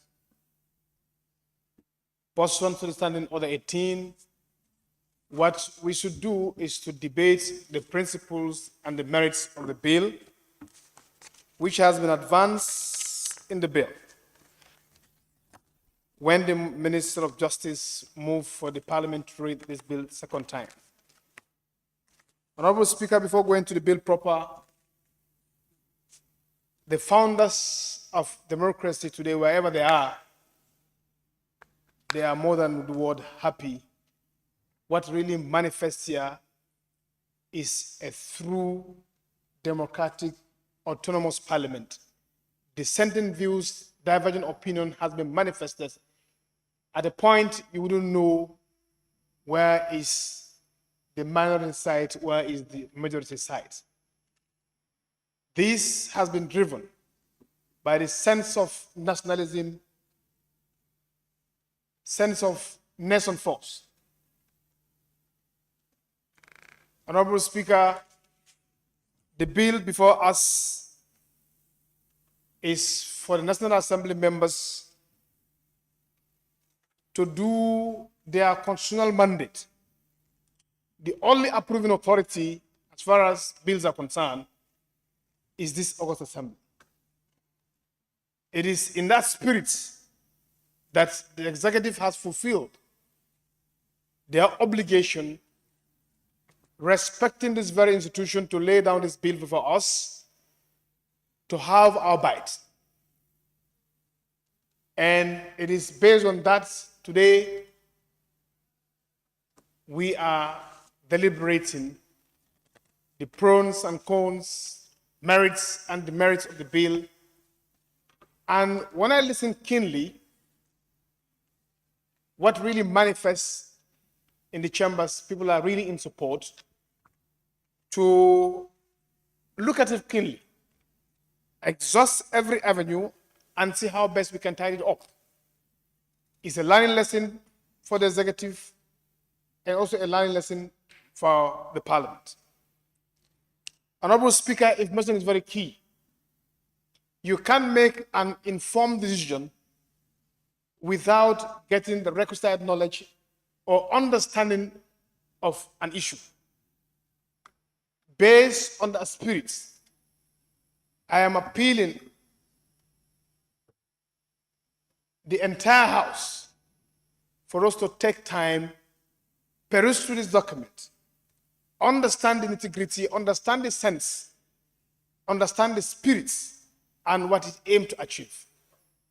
It is only through rigorous perusal, through committee referrals for us to understand at committee level, do a broader spectrum of consultation, invite relevant stakeholders, and tidy it up there so that the executive will know that we are up to task in defending the interest of the country, in uplifting the integrity of this parliament. Honorable Speaker, as I alluded, when this bill is referred to the relevant select committee, I would also request immediately from the minister to conduct an all-party caucus with the consultation with the both sides of the leadership of the House for us to meet and discuss further. It's not only enough to only commit it to the relevant committee, but you need to sound the mind and also explain to them. Some of them are in limbo. We need to understand the nitty-gritty of this bill. So we'll create the avenue. Both sides of the House will sit down and discuss informally.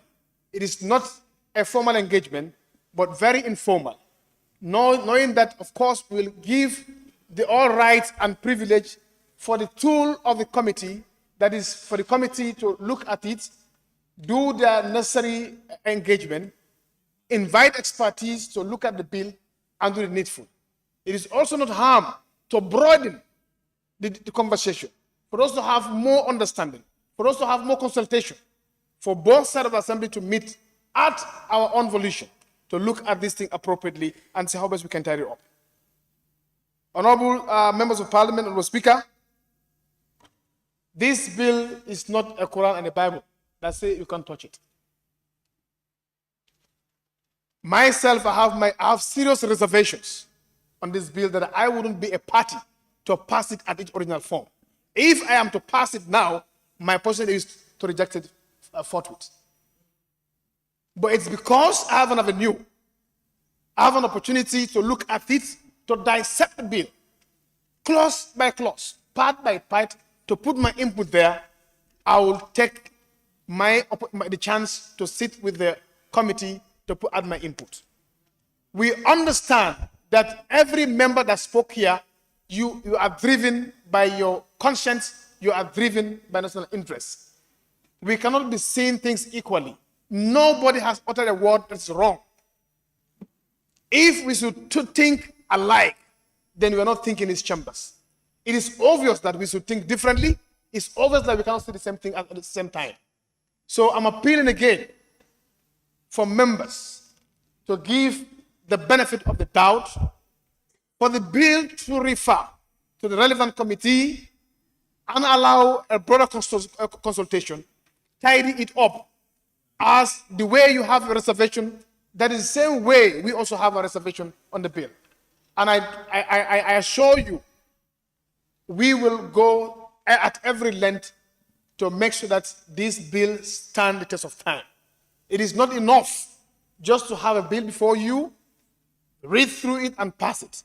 If we can add value, if we can add substance, if we can eradicate discrimination on the bill, there is an opportunity for us. I'm appealing to all of you for us to look at it, to end discrimination. This parliament should not involve. This parliament should not aid and abet anything that would disenfranchise, that would discriminate any other sector of the society. Every sector is relevant. And it's in that spirit we are calling each and every one of us that all the reservation you have, let's bring it to the floor of the committee and engage the minister and put those things before them. Honorable Speaker, during the consultation, we will also write the Minister of Finance to come and explain to us the financial implication. Members of Parliament has also raised an eyebrow on the financial burden of the state. Is something we should really consider. And that is why it's important for the minister to also extend the invitation to the Minister of Finance to come and advise the committee on the financial implication of this bill to make sure that any decision we are taking, we will not regret at the end of the day. We have country at heart, and inshallah we'll do the needful with this bill. Honorable Minister, Honorable Speaker, on behalf of the minister, we want to apologize for the language being used. And I think when he comes to respond, he will apologize for the comparison. Point of order. This Point has of really, order. sorry, this has really hurt. Yes. There is Yes. a point of order from the member for Fonyi Pintang. Honorable Speaker, point of order 29. 1. Every member shall restrict his or her observation to the subject under discussion. The honorable member is an honorable member of Parliament and not the minister. Cannot apologize on behalf of the minister. Thank you.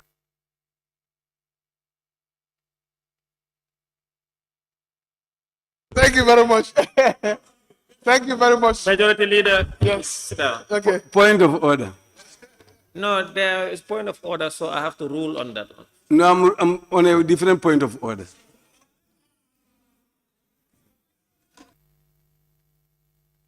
Let me rule on that point of order, then I come back to you, sir.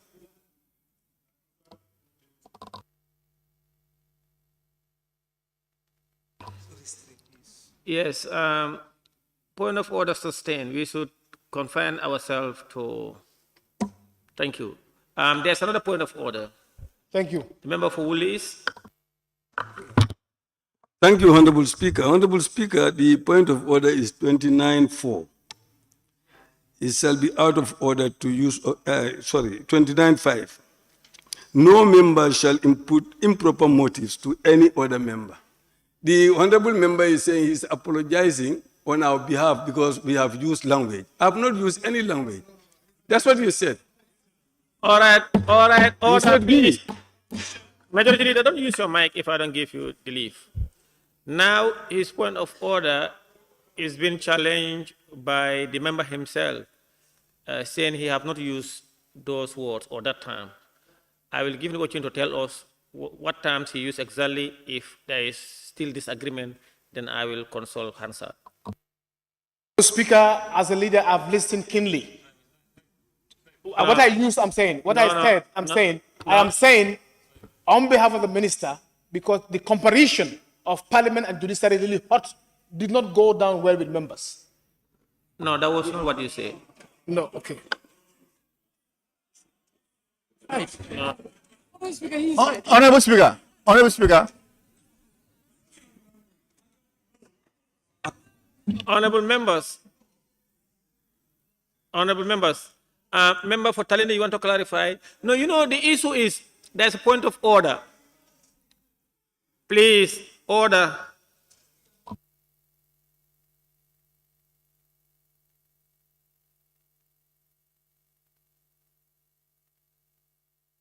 The member for Cantora, please, the member for Cantora, I may not be able to use the exact words that you used, but you were apologizing to members on behalf of the minister. And in that, you said, for what?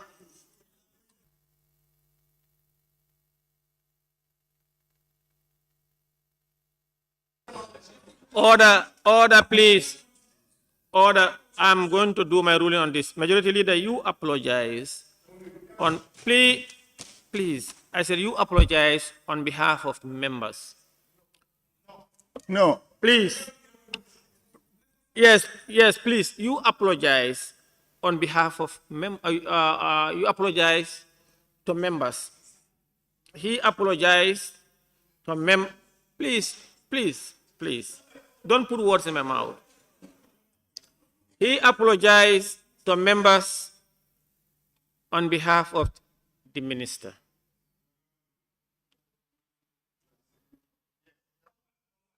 On minister trying to compare Parliament and the judiciary that warranted some of the members to some of their language used.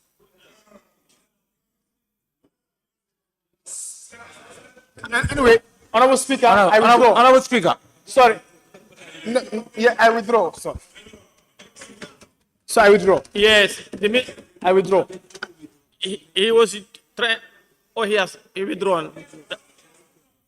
That's over.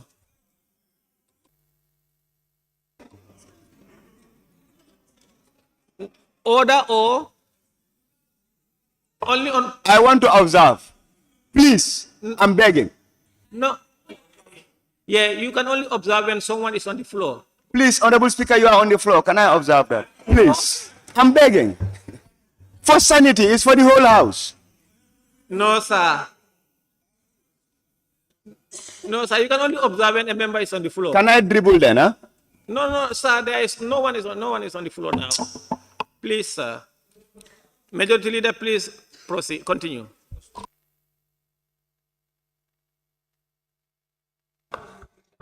Thank you very much, Honorable Speaker, for giving me the floor.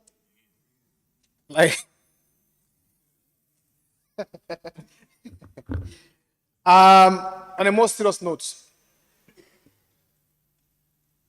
I'm appealing. There are tools and mechanisms available to us in Parliament.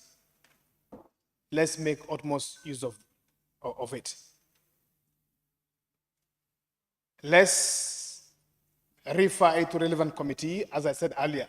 Each and every member has one or two reservations.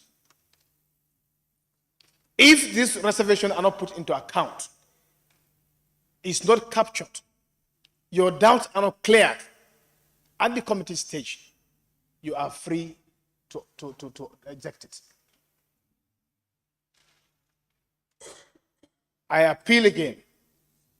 Let's allow the bill to sail and be referred to the committee, relevant committee, for further scrutiny, which will create an avenue for a broader spectrum of consultation. And then we tidy it up. All those financial issues that we deem they are not sustainable, we scrap it off. All those things that we think that they're not in the best interest of the country, we can remove them. You have the power. This is the last hope. Last man standing is here. Anything that is not approved here is not law.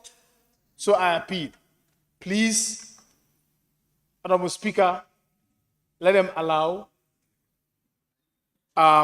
allow the bill to be referred to committee for further consultation. I thank each of you for your contribution. Like I said, no one should be blamed. No one should be blamed for anything. What you said is guided by conscience and for our nation and the interest of the nation you think. So please, let's allow the bill to be referred to the relevant committee. Thank you very much. Thank you very much, Majority Leader and Member for Kantora.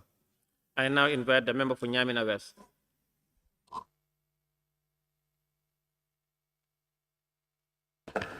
Thank you very much. I also join my colleagues to thank the Minister for a job well done. And I will also join my Honorable Majority Leader and the Minority Leader, and also other colleagues who joined the Minister's effort in bringing his bill in front of us. So, what is important here is our role as parliamentarians. So, killing the bill upon arrival might not be the solution, but we have a responsibility. And there are many ways to tackle this bill. So, in essence, I join my colleagues in allowing the bill to be committed to a committee, and we make due diligence. That is better to say that we kill a bill upon arrival, and it will not also set a good precedent on other bills that are supposed to come. They've made mention it here that His Excellency, the President, on his SUNA, said that there are many bills that will be coming. And other private bills are expected. So, who knows?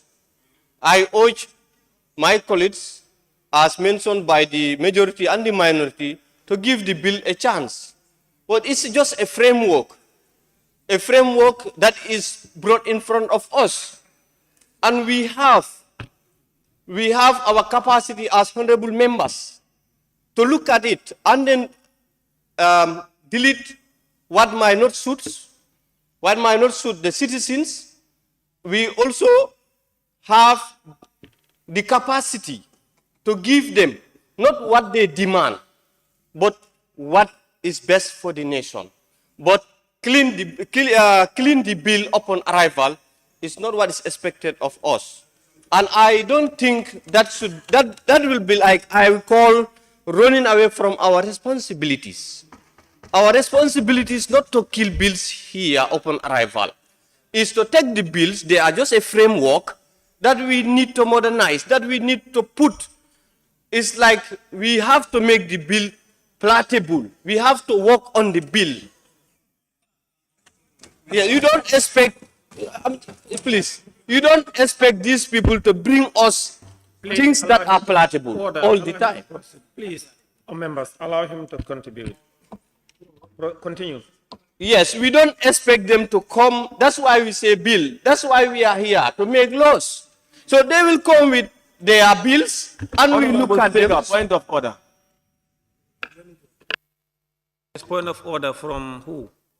Member for Fonyi Bintang Kranai, point of order. Thank you, Honorable Speaker. 29, contempt of speech. 2. 3. It shall be out of order to attempt to consider any specific question upon which the Assembly has taken a decision during current situation. So the issue here is allow him to explain, please. The honorable member is questioning, and we are not yet in that stage of considering. Thank you, honorable member for Fonyi Bintang. You are out of order. Okay. No, thank you. You see, there is a section in the Constitution that was quoted here by my previous speakers, that this is an act of Parliament, and that it is the Constitution that demands it, and that the act for the Parliament is already done. So we should be very fair to look at this from both sides, than clean it. I'm not saying per se give the minister that he demands, no. But look at it thoroughly. Code it according to our size.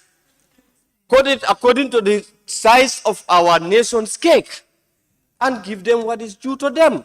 And in fact, according to them, most of these things are already being given out, like travel allowance. Whether you know it or not yet, these judiciary are already benefiting from traveling allowances. Yes.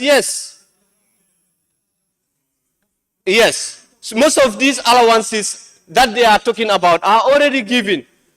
So the minister have stated it. This is, please.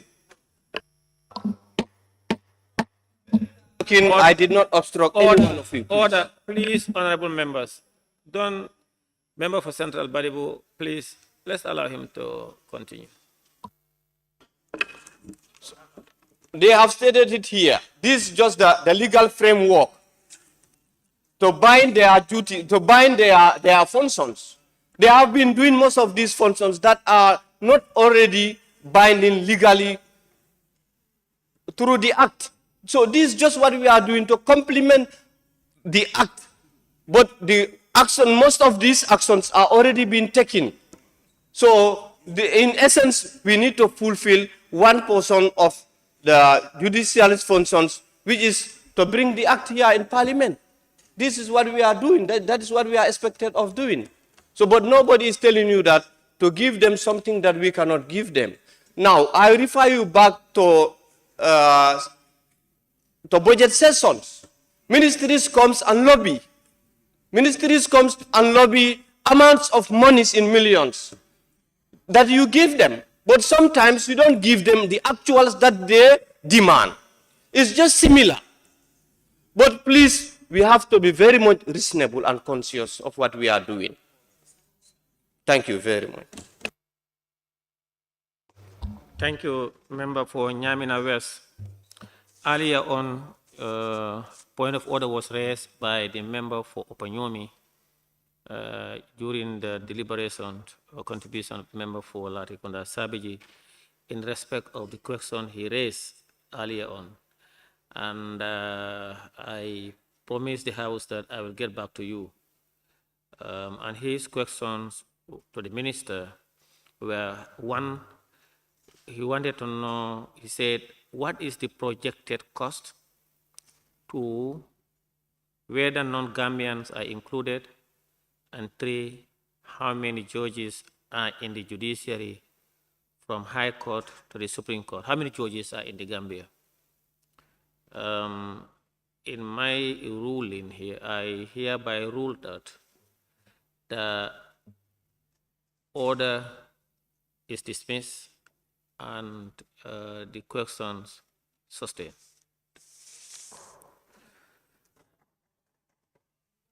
Now, I give the floor to the member for Central Badibu. Thank you, Honorable Speaker. Honorable Speaker, we are debating on the object and the reasons of Judiciary Officers' Remuneration and Other Entitlement Bill 2023.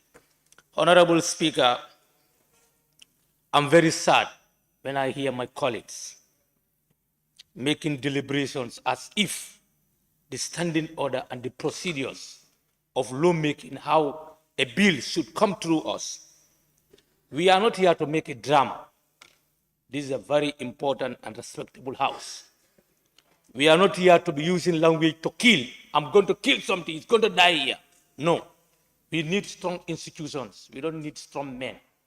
Honorable Speaker, the standing order 68, committal of a bill to committee.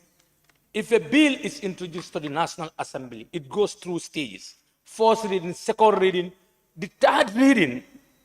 We have all right as National Assembly members, whatever we think is not fit in the bill, to take it out.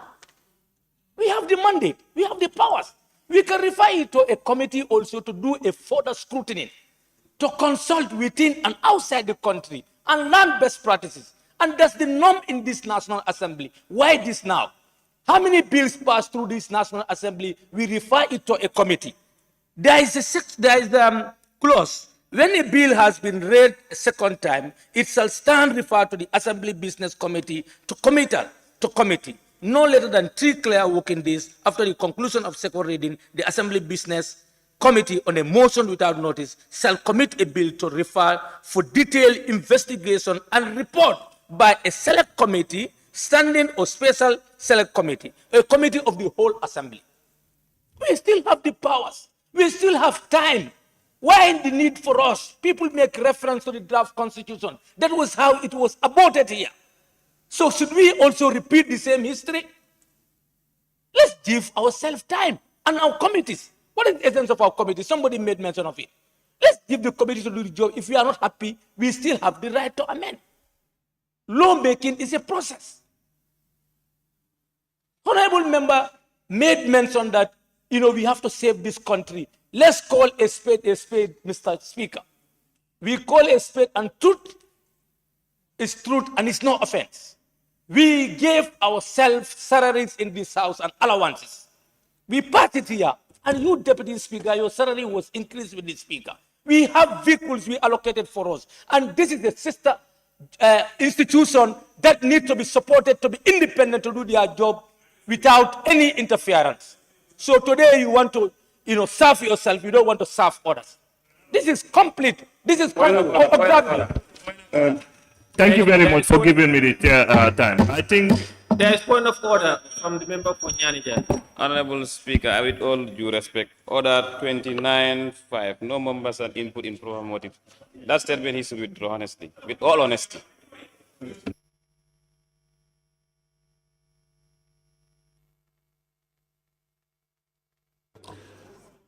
The order from member for Nyanija sustained.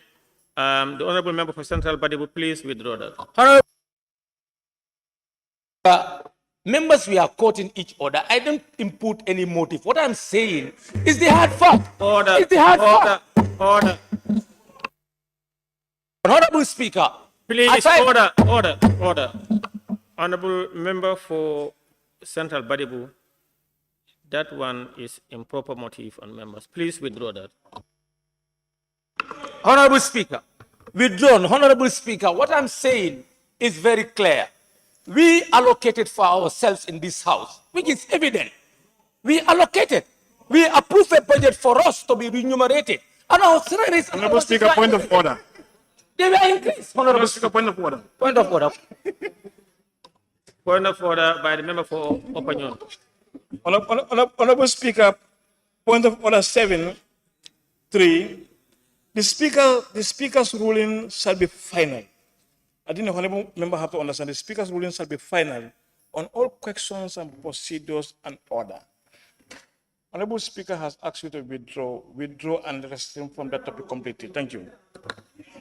Honorable Chair, may I observe, please? No, let me rule on this. Order sustained. The honorable member for Central Badibu, I sustained the order and asked you to withdraw. You did, and at the same time, you went back again, and that is not expected of you. Thank you. Honorable Speaker.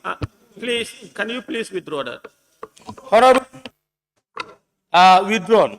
Honorable Speaker, the object and the reason of the bill Honorable Speaker. is for us to look at the There's point of order from the member for Lower Salo. No. This is clarification from the member. No, I'm not sitting down. It's a clarification. It's not point of order. Honorable Speaker, so we're looking at the object and the reason of the bill. I'm not concluding that the bill is completely 100% good. Honorable Speaker, what I am talking is for the bill to be referred to the relevant committee to do their work and come back to the National Assembly, then we make a vote on it. And I'm appealing to members, we should not be sentimental when issues come before us as far as the bills are concerned. I thank you all for your kind attention, though with rejection.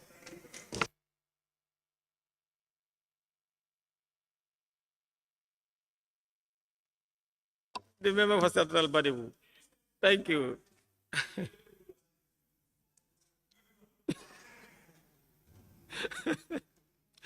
Thank you. I now recognize the member for Tumana. Okay, thank you very much, Honorable Speaker, for giving me the floor. Honorable Speaker, as far as I am concerned, I'm a little bit confused because the way and manner some members are treating the bill is as if the minister is doing something unconstitutional. I am sorry if the language is not correct, but it's as if the minister is doing something that is not in line with constitutional. As far as what the minister is doing is in line with the constitutional, in line with the constitution, I think we need to desist from this notion of let's bill come, we are going to kill them at this stage. Definitely speaking, as the previous speakers did mention, as far as Parliament is concerned, we have all tools, we have all materials to see to it that we have to treat bills according to how we should treat them. Because definitely speaking, if we kill this bill at this stage, as far as I'm concerned, we are not doing justice to the bill. I think we have to allow the bill to go, treat the bill, give it to the necessary committee so that they can scrutinize it. They can involve all the stakeholders that are affected. They can make a lot of consultation. I think that is going to give us more, that is going to give us a correct bill. Okay, because as far as I'm concerned, I believe that there are a lot of things in this bill that are very good. Even though there may be some things that are also not good. So for that being the case, we should not stop it right now here. We should give it a way to go. Along the way, we remove some bad things that are embedded in it. That is my stand. I want my colleague, we all support the bill for it to be committed to the right committee so that we can do justice to the bill. Like the majority leader and the minority leader stated, we have a mandate. We have a mandate. We are lawmakers. Definitely speaking, we should not be sentimental over issues that are on the floor here. Because killing this bill, as far as I'm concerned, some people are making consultation with their electorate. That is very true. But if the way we are putting it also, actually speaking, doesn't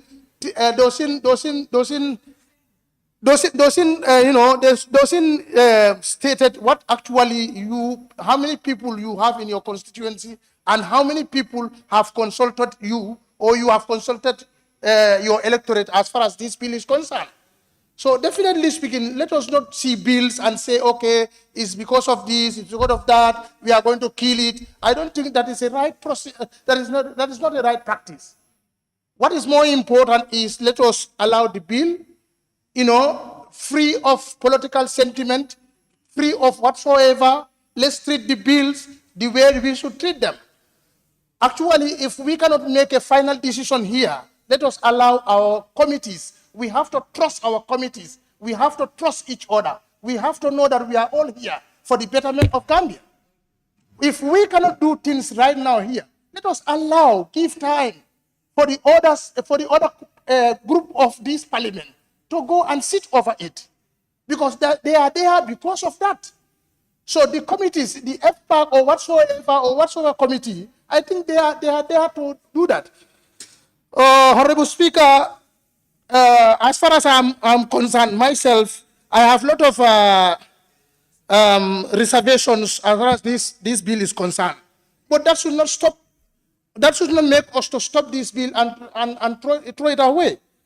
Because the lower cadre in the judiciary system and also the cadis, I think this should affect all of them, down to the grassroots, even the I don't know how they call it, even the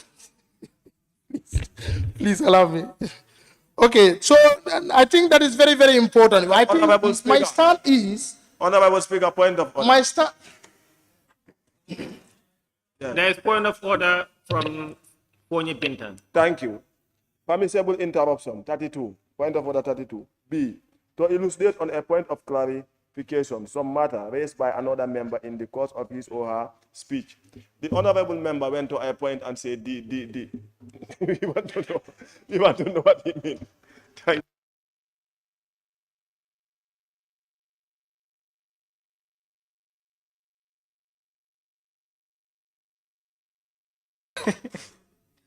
Honorable member for Ponyi Bintan Karanai, I'm wondering if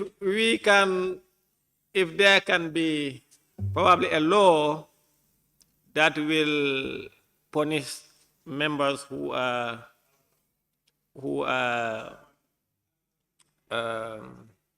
deliberately trying to either mislead or waste the time of Parliament. You are out of order, sir. Please continue. Thank you very much. The intention is to distract me, but I think I will manage. That's it. Another objection that I have in the bill is about the performance. The performance. But all those things can be figured out when we give it to the committee, so that the committee can be able to have a round table with the relevant stakeholders, so that the ministry need to convince us how is this going to impact the life and livelihood of the people of the Gambia. Because anything that is going to be a law, it should have it should have an impact. So I think those are very, very important. Honorable Speaker, with that few remarks, I beg to take my seat. Thank you very much. Thank you very much, Member for Tumanna. I now give the floor to the member for Nyani. Thank you very much, Honorable Speaker. I first of all thank the Minister for coming up with this proposal, as it is a constitutional right for each of the ministries or any ministry to come with a bill to this National Assembly that need to be looked at. Honorable Speaker, my stand in this bill still stands since the very day I received this document. When I received this document, there's a label that I put on it, and I'm still standing by that. I'm seeing a big no to this document. If we are to sanitize, we already know that there is a problem, that's why we need to sanitize it. Let's look at the salary structure. Let's look at the traffic officers that are dying on our highways, and nothing is even given to their families. Honorable Speaker, the minister started with comparison, and I think that comparison is very important. I'm urging him for him to go back with this document to compare the bill and the economic situation of this country to see whether it suits our economy or not. Honorable Speaker, after consulting my people, I am to be guided by my opinion. After going through the bill, there is no need for us to refine it. There is no need for us to sanitize it, but let it go back until it suits the standard of the Assembly and also suits the standard of the economy for us to approve it. On that note, I rest my case. Thank you very much, honorable members. May I now invite the Attorney General and Minister for Justice to respond to issues raised and wind up the debate.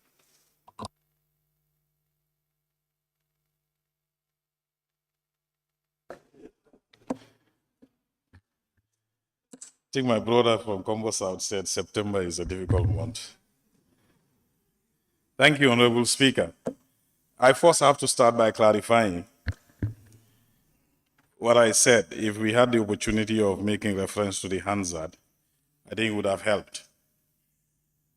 It's very difficult if you are misunderstood and you have to sit to allow that misunderstanding to repeat and repeat for hours and you don't have the opportunity to clarify. That was why on 2 occasions, I was trying to seek the floor, but your standing orders, I think, dictates otherwise, so I have to wait for my turn to make a clarification. Yes, I made a comparison, but the comparison that I made is being taken out of context completely. All I said is the Constitution have made provisions for Act of National Assembly to provide for conditions of service for certain organs of government. It has made provisions under Section 95 for the National Assembly. The National Assembly one has been passed in 1997 and amended in 2007. It has made provisions for former presidents. That was also passed. The ministers also have got act that dictates their gratuity payment and other things. Judiciary is the only organ of state that do not have an act of National Assembly, and that is prescribed under the Constitution as well, like other organs of government. They don't have it. That was what I was saying. I was not comparing the content of your conditions of service as opposed to the content of the conditions of service against the other sectors of government. I didn't say that. So I was not looking at what Parliament has, judiciary should have that, or what judiciary should have, executive should have that. That was not my argument. All I'm saying is, and I'm not blaming Parliament for that, all I'm saying is we are far behind schedule. This bill is long overdue. Because the 1997 Constitution prescribed we should have one bill like this for Assembly. We've got it. We should have one like this for the Executive. We got it. We should have one like this for the judiciary. We've not had it since 97 when this constitution came into being. That was all the purported intent of my comparison. I never said, okay, Parliament had a vehicle, so judiciary should have a vehicle. I was not comparing anything of that kind because I knew very well that the terms and conditions of service of various organs of government cannot be the same. So there is no need for me to do that comparison. And I think I need to make that clarification so that people understand that I was not saying what is provided for Parliament or what is provided for judiciary should equally be provided for another organ. No, I was not comparing the content of your terms and conditions. I was saying the same constitution that says Parliament should have an act to prescribe your terms and conditions is the same constitution that also prescribes judiciary should have a similar bill, and this bill is coming in that spirit. So I'll make an attempt to clarify some of the issues raised, but the unusual thing happened. Usually, if us from the executive moves a bill, the member that seconds is supported. For me, the member that even seconded my bill opposed it. So that's very unusual. And that is my honorable friend from Upper Salute. Is it? Lower Salute. But that's okay. That's normal. You are barely doing your job. So no qualms about that.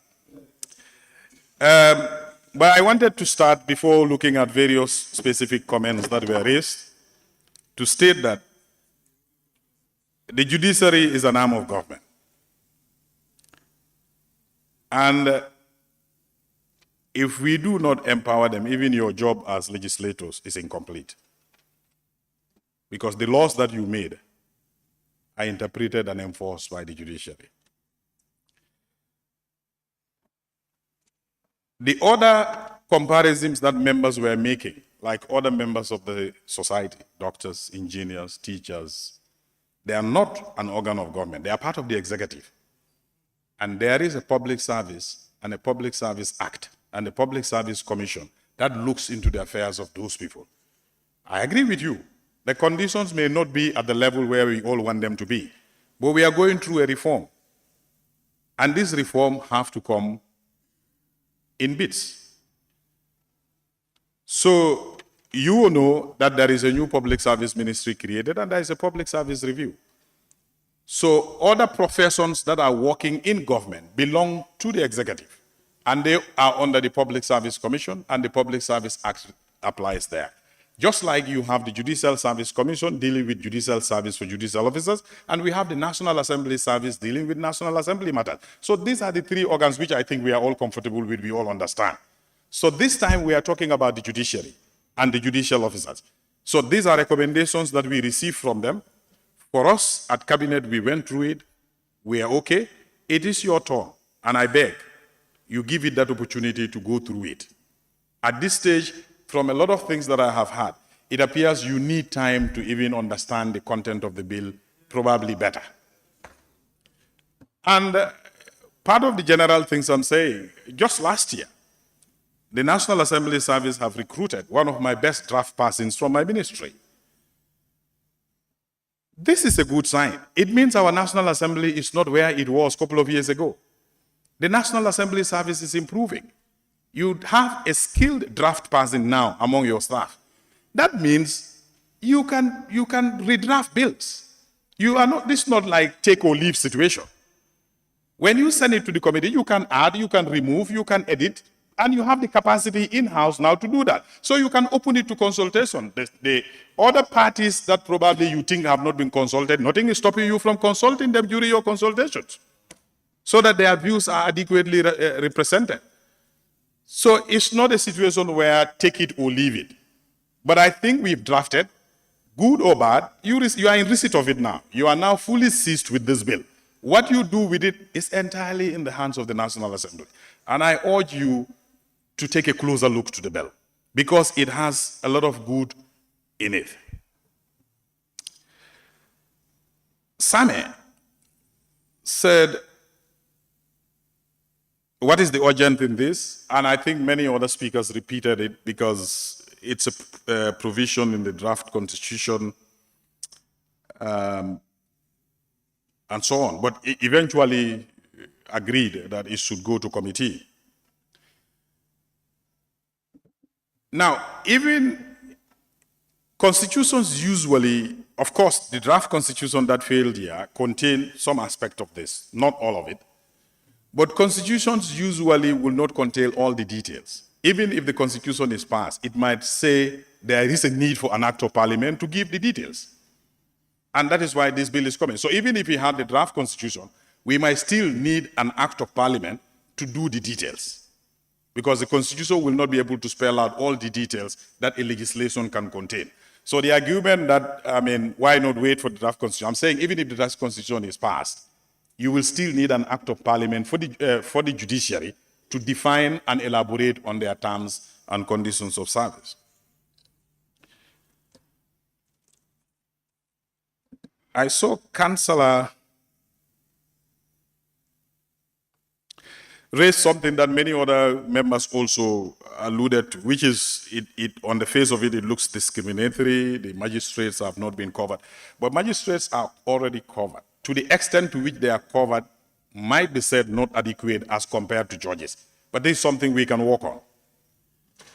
Let me, at this stage, do a clarification on, because we all partake jointly in legislative process. I saw a member quoting Section 100 of the Constitution, which vests the legislative powers of this country in this National Assembly. At the executive level, bills originate from sectors. Even within government, it's at central government. The sector initiates the bill-making process. And when they initiate it, we expect them, not Ministry of Justice, the sector that is initiating the legislative process for that sector that they want to regulate, they initiate the legislative making process and they do all the consultations, and quite often, in fact, they bring a zero draft to us at Justice. We possess the skill to draft it to standard, and then the sector takes it to cabinet. When it is endorsed in cabinet, then it comes here. In this case, I would not be able to respond as to the extent of consultation because it is initiated from the sector, and the sector here is the judiciary. This is very similar if I receive a bill from the National Assembly that you want me to table on your behalf. I wouldn't question because I will assume National Assembly Service would have done all the consultation before they sent me the bill. So I received this bill from the judiciary. My understanding was judiciary may have done their own internal consultations already before it came to me. So my responsibility was to take it to cabinet, and cabinet did its part of the review. So it is now for the National Assembly to do its part of the review. But like I said, at committee stage, magistrates can be invited, caddies can be invited, and they can have their representation and their views can be harvested and see how best, if you think they are not adequately covered, how best they can be covered. So I have talked about so many other things that probably Councillor continues to say regarding the teachers, the directors. The 2 months leave, I think Councillor also mentioned the 2 months leave, which subsequently I think Latrikunda Sabiji mentioned. The leave period for the judiciary. This has been a debate even within among ourselves. I mean legal fraternity. Judges have a longer leave than almost everybody else. It's a fact. Because courts close at end of July. That's the superior courts. The subordinate courts, the magistrates continue to work. They are only entitled to normal 1 month annual leave like everybody else. But the superior courts close at end of July and they open the beginning of October. So you have the month of August and September during the summer. And the Christmas, they break. To observe the Christmas is very short, usually a week, at most 2. And a similar break is also enjoyed for Easter break. So cumulatively, in a year, you can put their holiday to be between 2 to 2.5 months, or close to 3 months. Now, in some quarters, they believe, okay, why should they get more leave than, somebody told me, why should the judge get more leave than even the president? Who gets 1 month? Ministers get 1 month. I don't know how long you people have your leave. But the thing is, some things are unique to certain professions. And like some of you, the speakers, were saying, we shouldn't be comparing everything.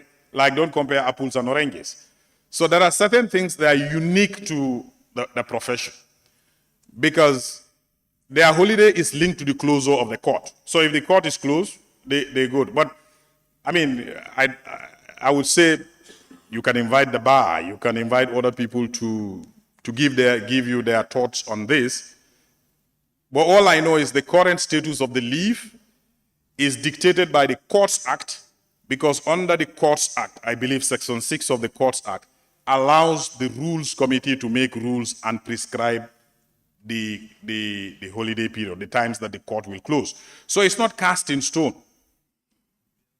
And I consulted the judiciary, and they are not even also averse to their leave being reduced. But also, the members of the bar also benefit from this leave, because when the court is closed, it's the time when the lawyers are on break as well. They enjoy their leave and they want to travel, they want to do their things. So if we say the courts probably, instead of closing end of July, they should continue to close by end of August, this is something else. I believe the judiciary is not averse to it. But if it is only the long leave that we are averse to, like I said, all of these things can be trashed out when we allow the bill to go to further consultation.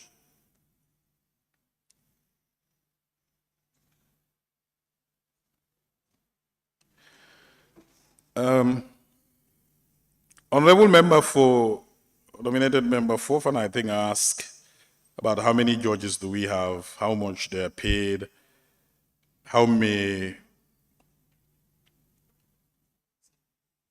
This is close to the questions that were asked by Latikunda Sabiji. Judges we have currently, the answer that I got is 27 judges throughout the country. So it's not a big number.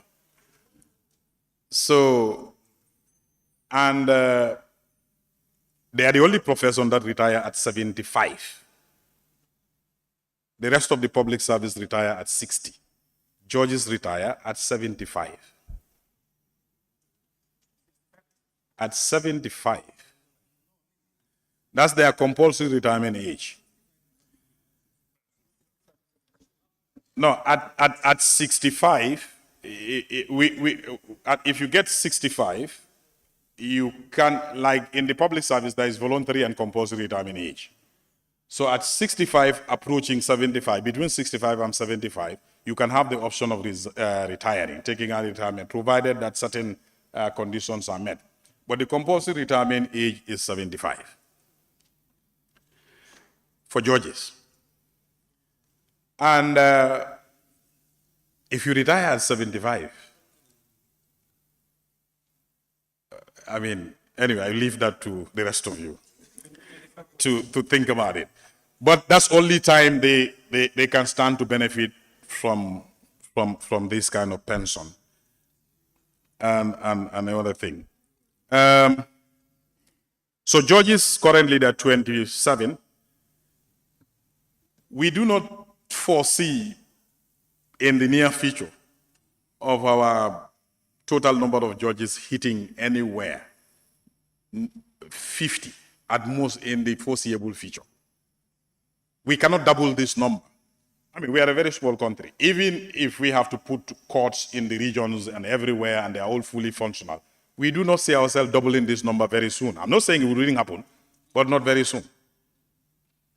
So we're talking about 27 people. So if you compare that to the rest of the public service, we're only talking about 27 people. Of course, if we bring in the magistrates, the number expands, because the magistrates are far more than the number of judges. Magistrates and caddies are all mentioned in the bill. So like I said, probably what is provided for them in terms of vehicular allocation, I had some of the members raise that, it's not as automatic right that they get vehicle, but they will be entitled to vehicle loan under the normal public service scheme and so on. So these are things that at committee level we can elaborate, discuss, and trade off if necessary.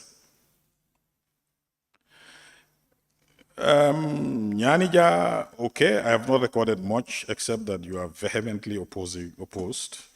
Kiangwe's former president's law, spouse of judges, gratuity, National Assembly.